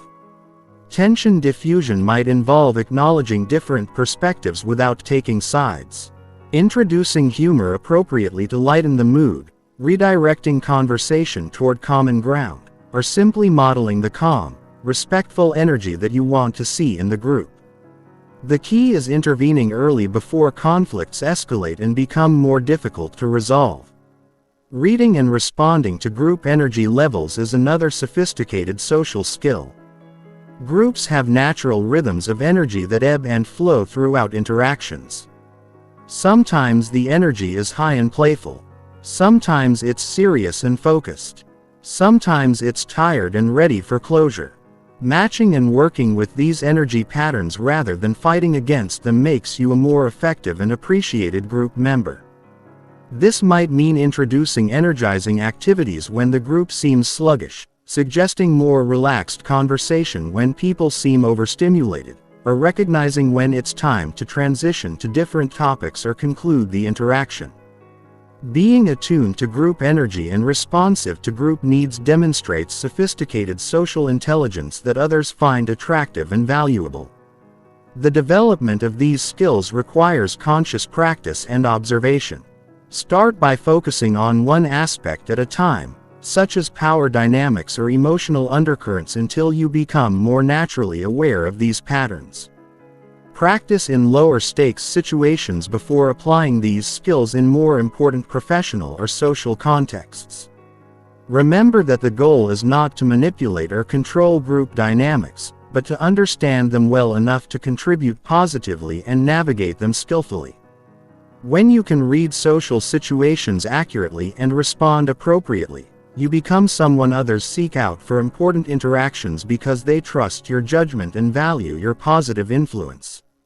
Chapter 12. Sustaining Attractiveness Through Continuous Growth and Self-Development. One of the most common mistakes people make when developing attractiveness is treating it as a destination rather than a journey. They work on building confidence, improving their social skills, or developing their presence until they reach a certain level, and then they stop growing and start coasting. This approach inevitably leads to stagnation and decline because attractiveness, like physical fitness, requires ongoing maintenance and continuous development. The people who remain consistently attractive throughout their lives understand that personal development is not a project to be completed but a lifestyle to be embraced. They maintain their appeal not through any single quality or achievement but through their commitment to ongoing growth, learning, and evolution as human beings. The psychology of continuous growth reveals why this approach is so fundamentally attractive.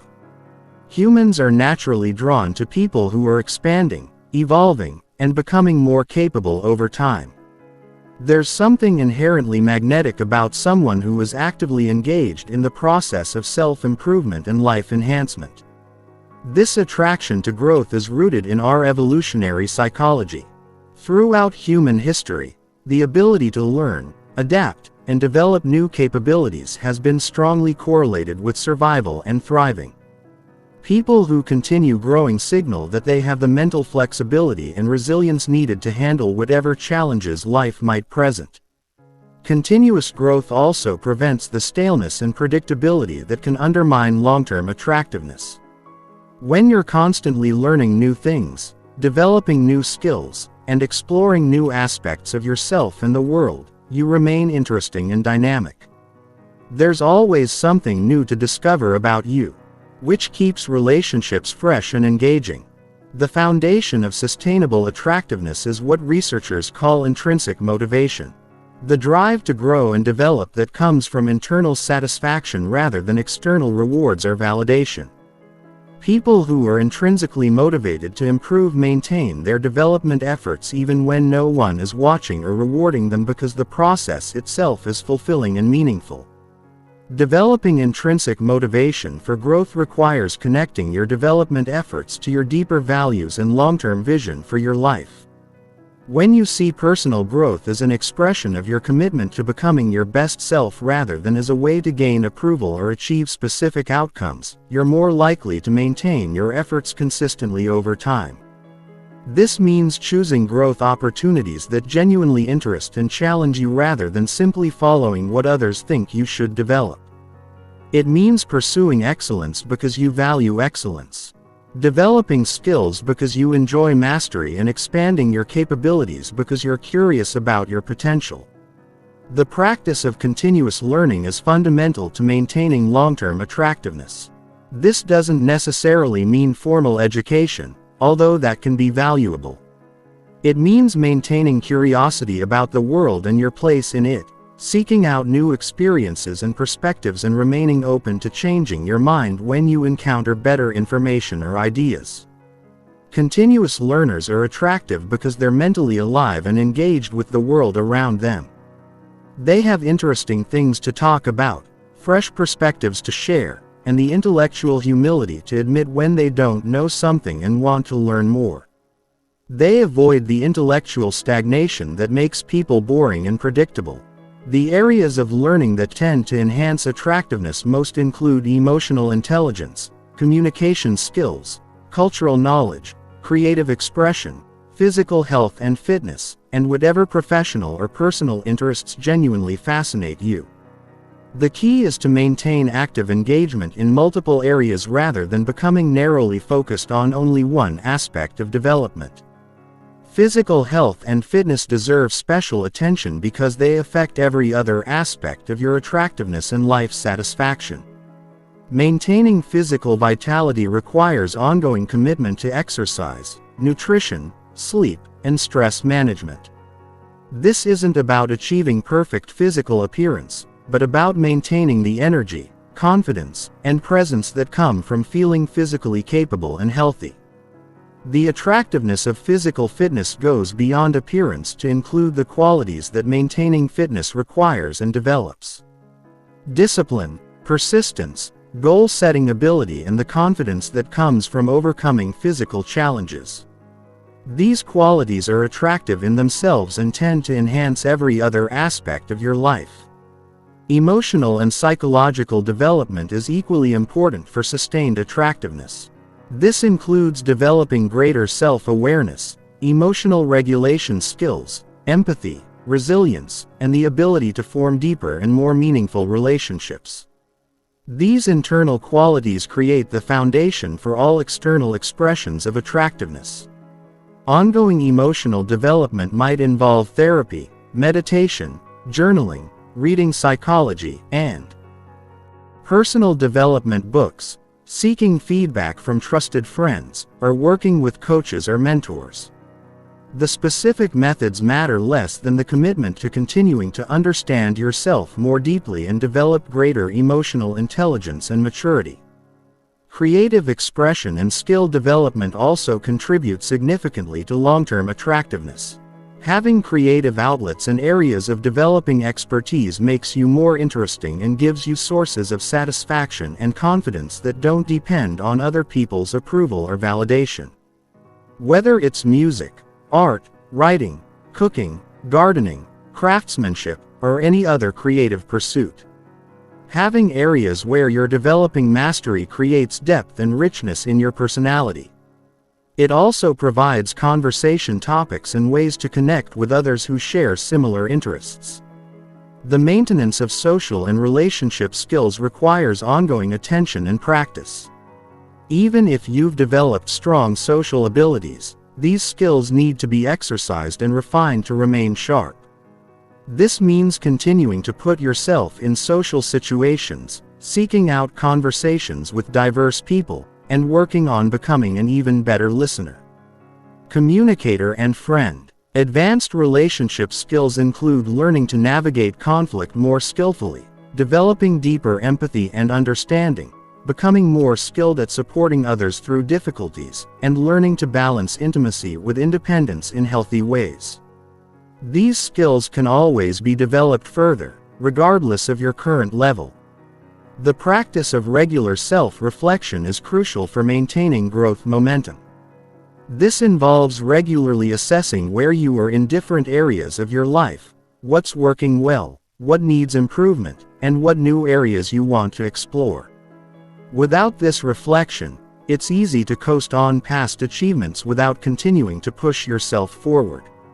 Self-reflection might involve weekly or monthly check-ins with yourself, annual goal setting and review processes, seeking feedback from trusted friends or mentors, or working with professionals who can provide objective perspectives on your development. The key is maintaining honest awareness of your current reality and continued commitment to growth. Setting progressive challenges for yourself ensures that you don't become complacent or stop pushing your boundaries. This means regularly setting goals that require you to stretch beyond your current capabilities, whether in professional, personal, creative, or physical domains. These challenges should be significant enough to promote real growth but achievable enough to maintain confidence and momentum. The process of setting, working toward, and achieving meaningful goals develops confidence, competence, and the attractive quality of being someone who makes things happen rather than just letting life happen to them. The integration of continuous learning, physical maintenance, emotional development, creative expression, social skill refinement, regular self-reflection, and progressive goal setting creates a lifestyle of growth that maintains and enhances attractiveness throughout your life. This approach ensures that you remain interesting, capable, and engaging regardless of age or circumstances. When growth becomes a core part of your identity and lifestyle, you naturally attract others who value development and excellence. You become part of communities and relationships that support and challenge you to continue evolving, creating upward spirals of growth and satisfaction that benefit every area of your life. Chapter 13: Handling Rejection, Criticism, and Social Setbacks with Grace and Resilience. Nothing tests your attractiveness and social intelligence like how you handle rejection, criticism, and social setbacks. These challenging experiences are inevitable parts of life, and your response to them either enhances or undermines your appeal to others. People who can navigate these difficulties with grace, learn from them constructively, and maintain their confidence and warmth. Despite setbacks, are incredibly attractive because they demonstrate emotional maturity and resilience. The psychology of rejection reveals why it affects people so powerfully and why learning to handle it well is so important for maintaining attractiveness. From an evolutionary perspective, social rejection was literally life-threatening for our ancestors. Because survival depended on remaining part of the group, our brains still process rejection as a threat to survival, which explains why it can feel so devastatingly painful. However, in modern life, most social rejection is not actually threatening to your survival or well-being. Learning to differentiate between the emotional intensity of rejection and its actual significance allows you to respond more proportionally and maintain your emotional equilibrium when facing social disappointments. The most attractive people understand that rejection often has little to do with their inherent worth or attractiveness and much more to do with compatibility, timing, circumstances, and the other person's current needs and preferences. This perspective allows them to take rejection personally without taking it as a judgment of their fundamental value as a person. Developing this healthy perspective requires understanding that attraction and compatibility are highly subjective and contextual. Someone might reject you not because you're unattractive or unworthy, but because you're not what they're looking for at this particular time, because you remind them of someone who hurt them, because they're dealing with personal issues that make relationships difficult, or simply because there's no chemistry despite your individual qualities. This understanding allows you to maintain compassion for both yourself and the other person when rejection occurs. Instead of becoming bitter, defensive, or self-attacking, you can acknowledge the disappointment while recognizing that rejection is often about incompatibility rather than inadequacy. The skill of handling criticism gracefully is equally important for maintaining attractiveness and continuing to grow. Criticism, whether constructive or not, tends to trigger defensive responses that can make you less attractive and prevent you from learning valuable information about yourself and your impact on others. Attractive people have learned to receive criticism with curiosity rather than defensiveness. They listen to understand what truth might be present in the feedback, even if it's delivered poorly or with negative intentions. They separate the useful information from the emotional charge and use criticism as data for self-improvement rather than evidence of personal attack. This doesn't mean accepting all criticism as valid or allowing others to treat you disrespectfully. It means developing the emotional regulation skills to hear feedback without immediately becoming reactive and the discernment to evaluate whether criticism contains useful information for your growth. The practice of extracting value from negative feedback requires asking yourself questions like, is there any truth in this criticism that I can learn from? What might I be doing that's creating this response in others? How can I use this information to improve? What does this tell me about this person's values or preferences? This learning orientation toward criticism makes you more attractive because it demonstrates intellectual humility, emotional maturity, and commitment to growth.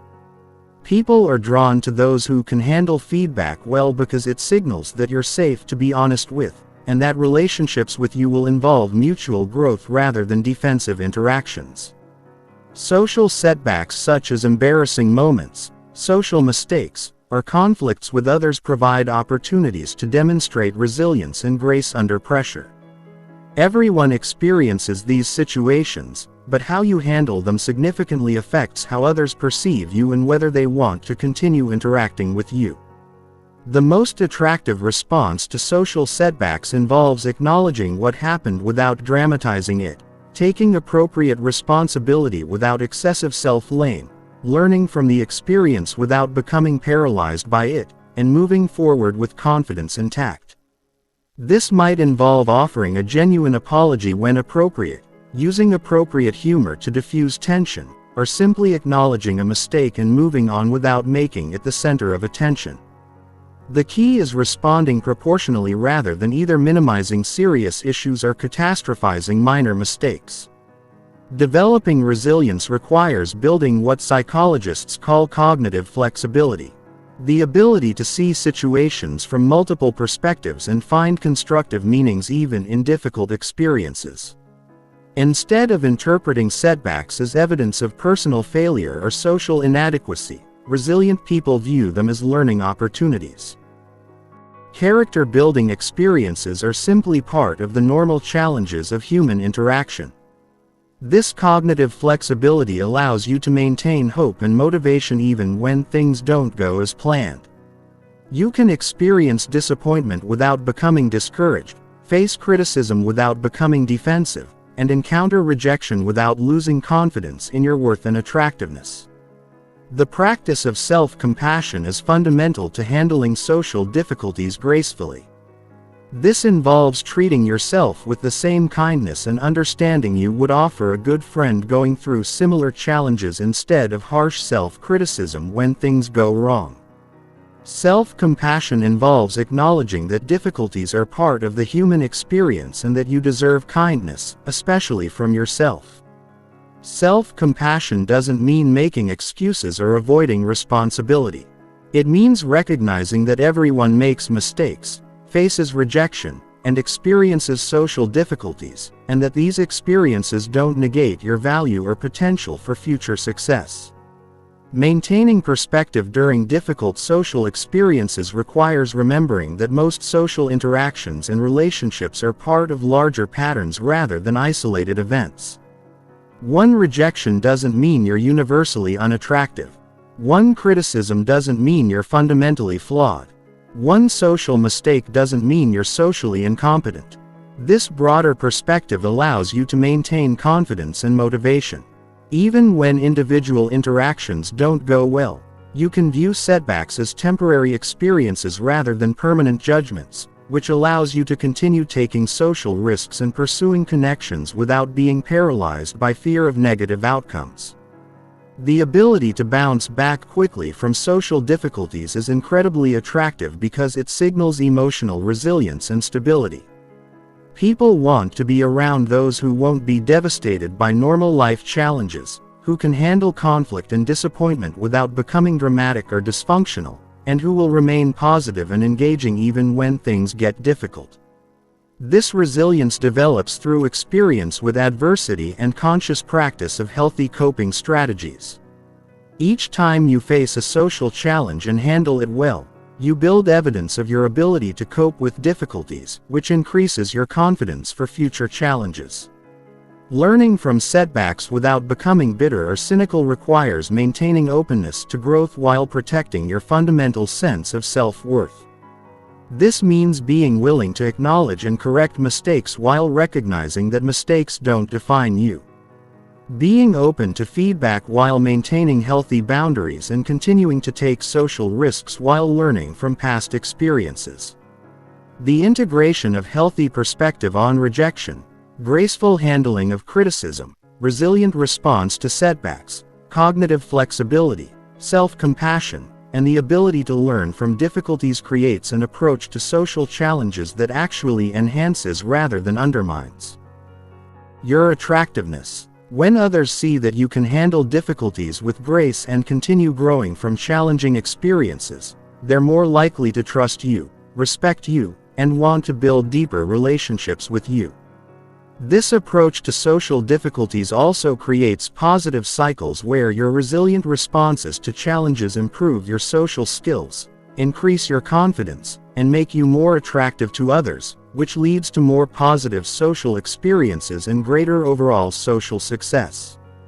Chapter 14. Becoming a person.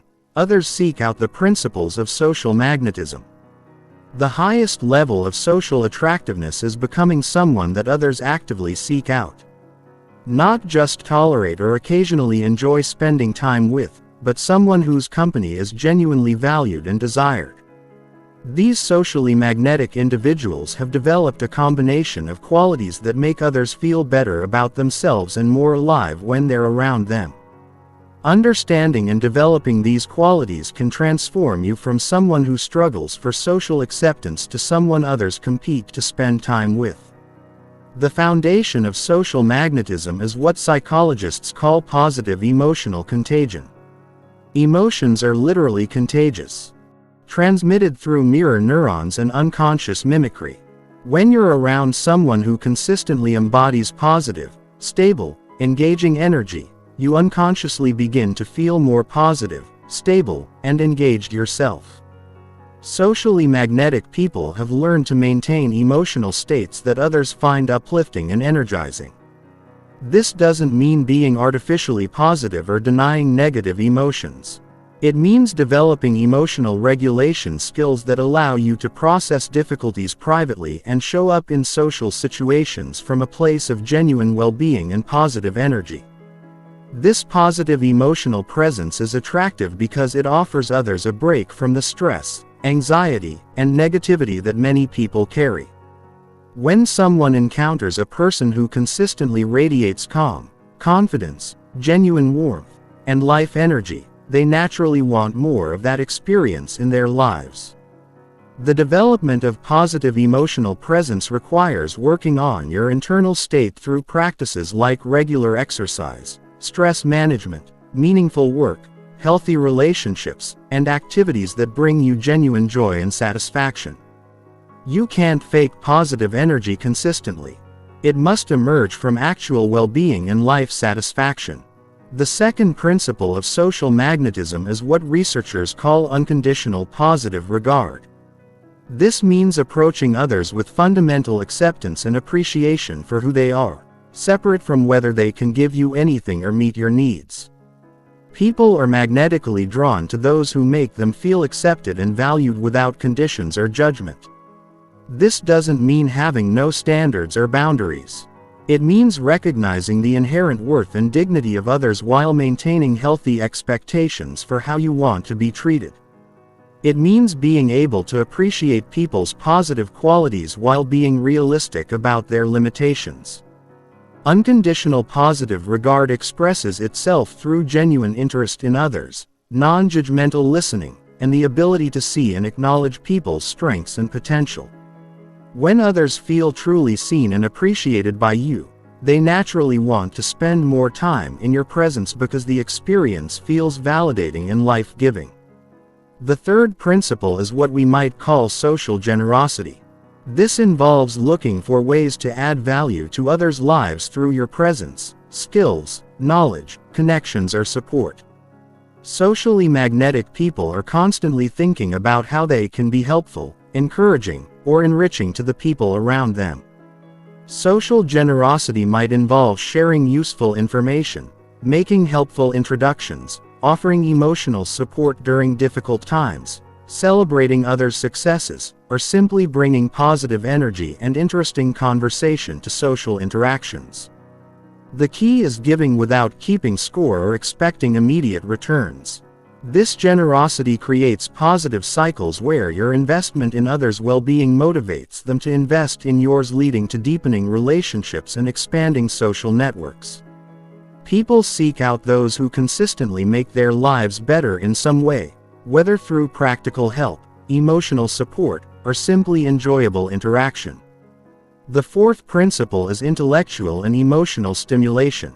Magnetic people are interesting to be around because they bring fresh perspectives, ask thought-provoking questions, share fascinating experiences, and engage with life in ways that inspire others to think and feel more deeply. This doesn't require being brilliant or having extraordinary experiences.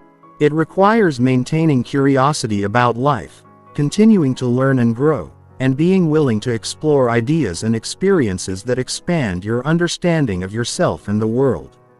Intellectually stimulating people read widely, pursue diverse interests, travel when possible, engage with different types of people, and maintain active engagement with whatever subjects fascinate them. This creates a depth of knowledge and perspective that makes conversations with them enriching and memorable. Emotional stimulation involves being willing to explore deeper topics, share meaningful experiences, and create space for authentic connection rather than keeping all interactions at surface levels. People are hungry for genuine connection and are drawn to those who can facilitate meaningful interaction. The fifth principle is what researchers call social leadership, which doesn't necessarily mean formal authority, but rather the ability to positively influence group dynamics and help social situations become more enjoyable and meaningful for everyone involved. Social leaders might initiate conversations, suggest activities, introduce people to each other, diffuse tension, or simply model the kind of energy and engagement they want to see in the group. They take responsibility for contributing to positive group experiences rather than just passively participating. This leadership emerges naturally when you combine genuine care for others' well-being with the confidence to take initiative and the social skills to guide interactions in positive directions. People are drawn to those who make group experiences better and more enjoyable. The sixth principle is authenticity and emotional transparency. While this might seem contradictory to maintaining positive energy, the most magnetic people have learned to be genuinely themselves, including appropriate sharing of their struggles, uncertainties, and growth areas. This authenticity is attractive because it gives others permission to be real as well, rather than maintaining exhausting social facades. When you can be both positive and real, both confident and humble, both strong and vulnerable, you create space for deeper, more meaningful connections. The key is sharing authentically in ways that invite connection rather than dumping emotional burdens on others inappropriately. It means being real about your human imperfections while taking responsibility for your own emotional well-being and growth. The seventh principle is what we might call social intelligence in action. This involves reading social situations accurately and responding in ways that enhance rather than detract from group dynamics. It means knowing when to speak and when to listen, when to lead and when to follow, when to introduce new topics, and when to explore current ones more deeply. This social intelligence also involves understanding and working with different personality types, communication styles, and cultural backgrounds. Magnetic people know how to connect with introverts and extroverts, direct communicators and indirect ones, serious people and playful ones. The integration of positive emotional presence, unconditional positive regard, social generosity, intellectual and emotional stimulation, social leadership, authenticity, and social intelligence creates a quality of social magnetism that draws others consistently and powerfully. When you embody these principles, several things happen naturally. People begin reaching out to you more frequently. You get invited to more social events and opportunities. Others seek your advice and perspective. You become someone that people think of when they want to have meaningful conversations or enjoyable experiences. This social magnetism creates upward spirals where positive social experiences lead to increased confidence and social skills, which lead to even more positive social experiences. You become part of social networks that support and challenge you to continue growing, and you develop relationships that enrich every aspect of your life. The development of these qualities requires patience and consistent practice.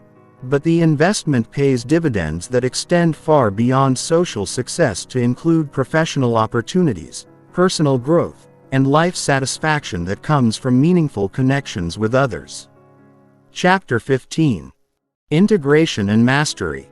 Becoming naturally attractive through authentic self-development. The journey from trying to be attractive to naturally being attractive represents a fundamental transformation in how you relate to yourself and others. This final chapter integrates everything you've learned into a coherent approach to life that creates lasting attractiveness through authentic self-development rather than performance. The goal is not to add attractive behaviors to an unchanged personality, but to become a person whose natural way of being in the world is inherently magnetic. This transformation happens when the principles we've explored become so integrated into your identity that they express themselves automatically without conscious effort. True mastery of silent attraction occurs when you stop thinking about being attractive and start simply being attractive. This happens when your internal development reaches a point where confidence, emotional stability, social intelligence, and genuine care for others emerge naturally from who you are rather than what you're trying to do. Attractiveness is not a collection of separate skills but an emergent property of psychological and emotional development. When you develop genuine confidence, emotional intelligence, social skills, and personal depth, attractiveness emerges as a natural byproduct. The foundation of this integration is authentic self-expression. This means developing such a clear sense of who you are, what you value, and what you stand for that you can express yourself genuinely in any situation without losing your center or compromising your integrity. Authentic self-expression requires extensive self-knowledge, understanding your strengths and weaknesses, values and priorities, natural communication style, and genuine interests and passions. When you know yourself deeply, you can be yourself consistently, creating the coherence and authenticity that others find magnetic. This authenticity is attractive because it's rare. When others encounter someone who is genuinely themselves regardless of social context, it's both refreshing and inspiring. It gives others permission to be more authentic as well.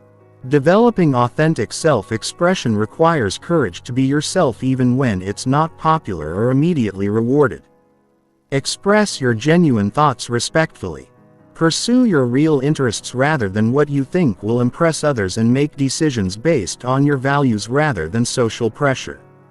This courage develops through practice and positive experiences with authenticity. Each time you express yourself genuinely and experience acceptance, you build confidence in your authentic self. Each time you compromise authenticity for approval and feel dissatisfied, you strengthen your motivation to be more genuine. The integration process involves effortless excellence. Developing the skills we've discussed to such a level that they become automatic expressions of who you are rather than conscious techniques you remember to use. Effortless excellence develops through deliberate practice. Consistently working on skills just beyond your comfort zone with full attention and intention to improve over time. Advanced skills become natural and automatic, allowing you to focus on even higher levels of development. This means practicing emotional regulation until maintaining calm confidence becomes your natural state. Developing social intelligence until reading group dynamics and responding appropriately becomes instinctive. The goal is natural competence that allows you to navigate life's challenges with grace and effectiveness while remaining genuinely yourself. The transformation also involves shifting from external validation to internal satisfaction as your primary source of self-worth. When your sense of value comes from your own assessment of your growth, contribution and authenticity rather than others' approval, you become more attractive because you're not needy or desperate for validation. This internal orientation allows you to engage with others from abundance rather than scarcity. You can be genuinely interested in others because you're not constantly worried about whether they like you. You can express yourself authentically because you don't need their approval to feel good about yourself. This shift requires developing intrinsic motivation where your drive to grow comes from internal satisfaction rather than external rewards. When you're motivated by the joy of learning, the satisfaction of contributing and the fulfillment of expressing your authentic self, you become naturally attractive because your energy is positive and self-generated. The mastery of silent attraction involves understanding that true attractiveness is about service to others rather than personal gain. When you develop yourself to contribute more effectively to others' well-being and happiness, attractiveness emerges as a natural byproduct of your positive impact. This service orientation doesn't mean self-sacrifice or people-pleasing. Develop yourself to be genuinely helpful, supportive, and enriching to others' lives. When people feel better about themselves and more alive when they're around you, they naturally want more of your presence. This contribution-focused approach ensures your growth benefits not only yourself, but everyone you interact with, creating positive cycles that enhance every area of your life. You become attractive not because you're trying to be, but because you're genuinely making others' lives better through your presence, skills, and attention. The final aspect of integration involves understanding that this transformation is ongoing rather than completed. Authentic self-development is a lifelong process of growth, learning, and evolution. The most attractive people understand that they're always becoming rather than already finished. This growth orientation keeps you interesting and dynamic throughout your life. There's always something new to discover about you, new depths to explore, new skills being developed. This continued evolution prevents stagnation and keeps you engaged with life in ways that inspire others. The integration of authentic self-expression, effortless excellence, internal validation, service orientation, and commitment to ongoing growth creates a way of being that is inherently and sustainably attractive.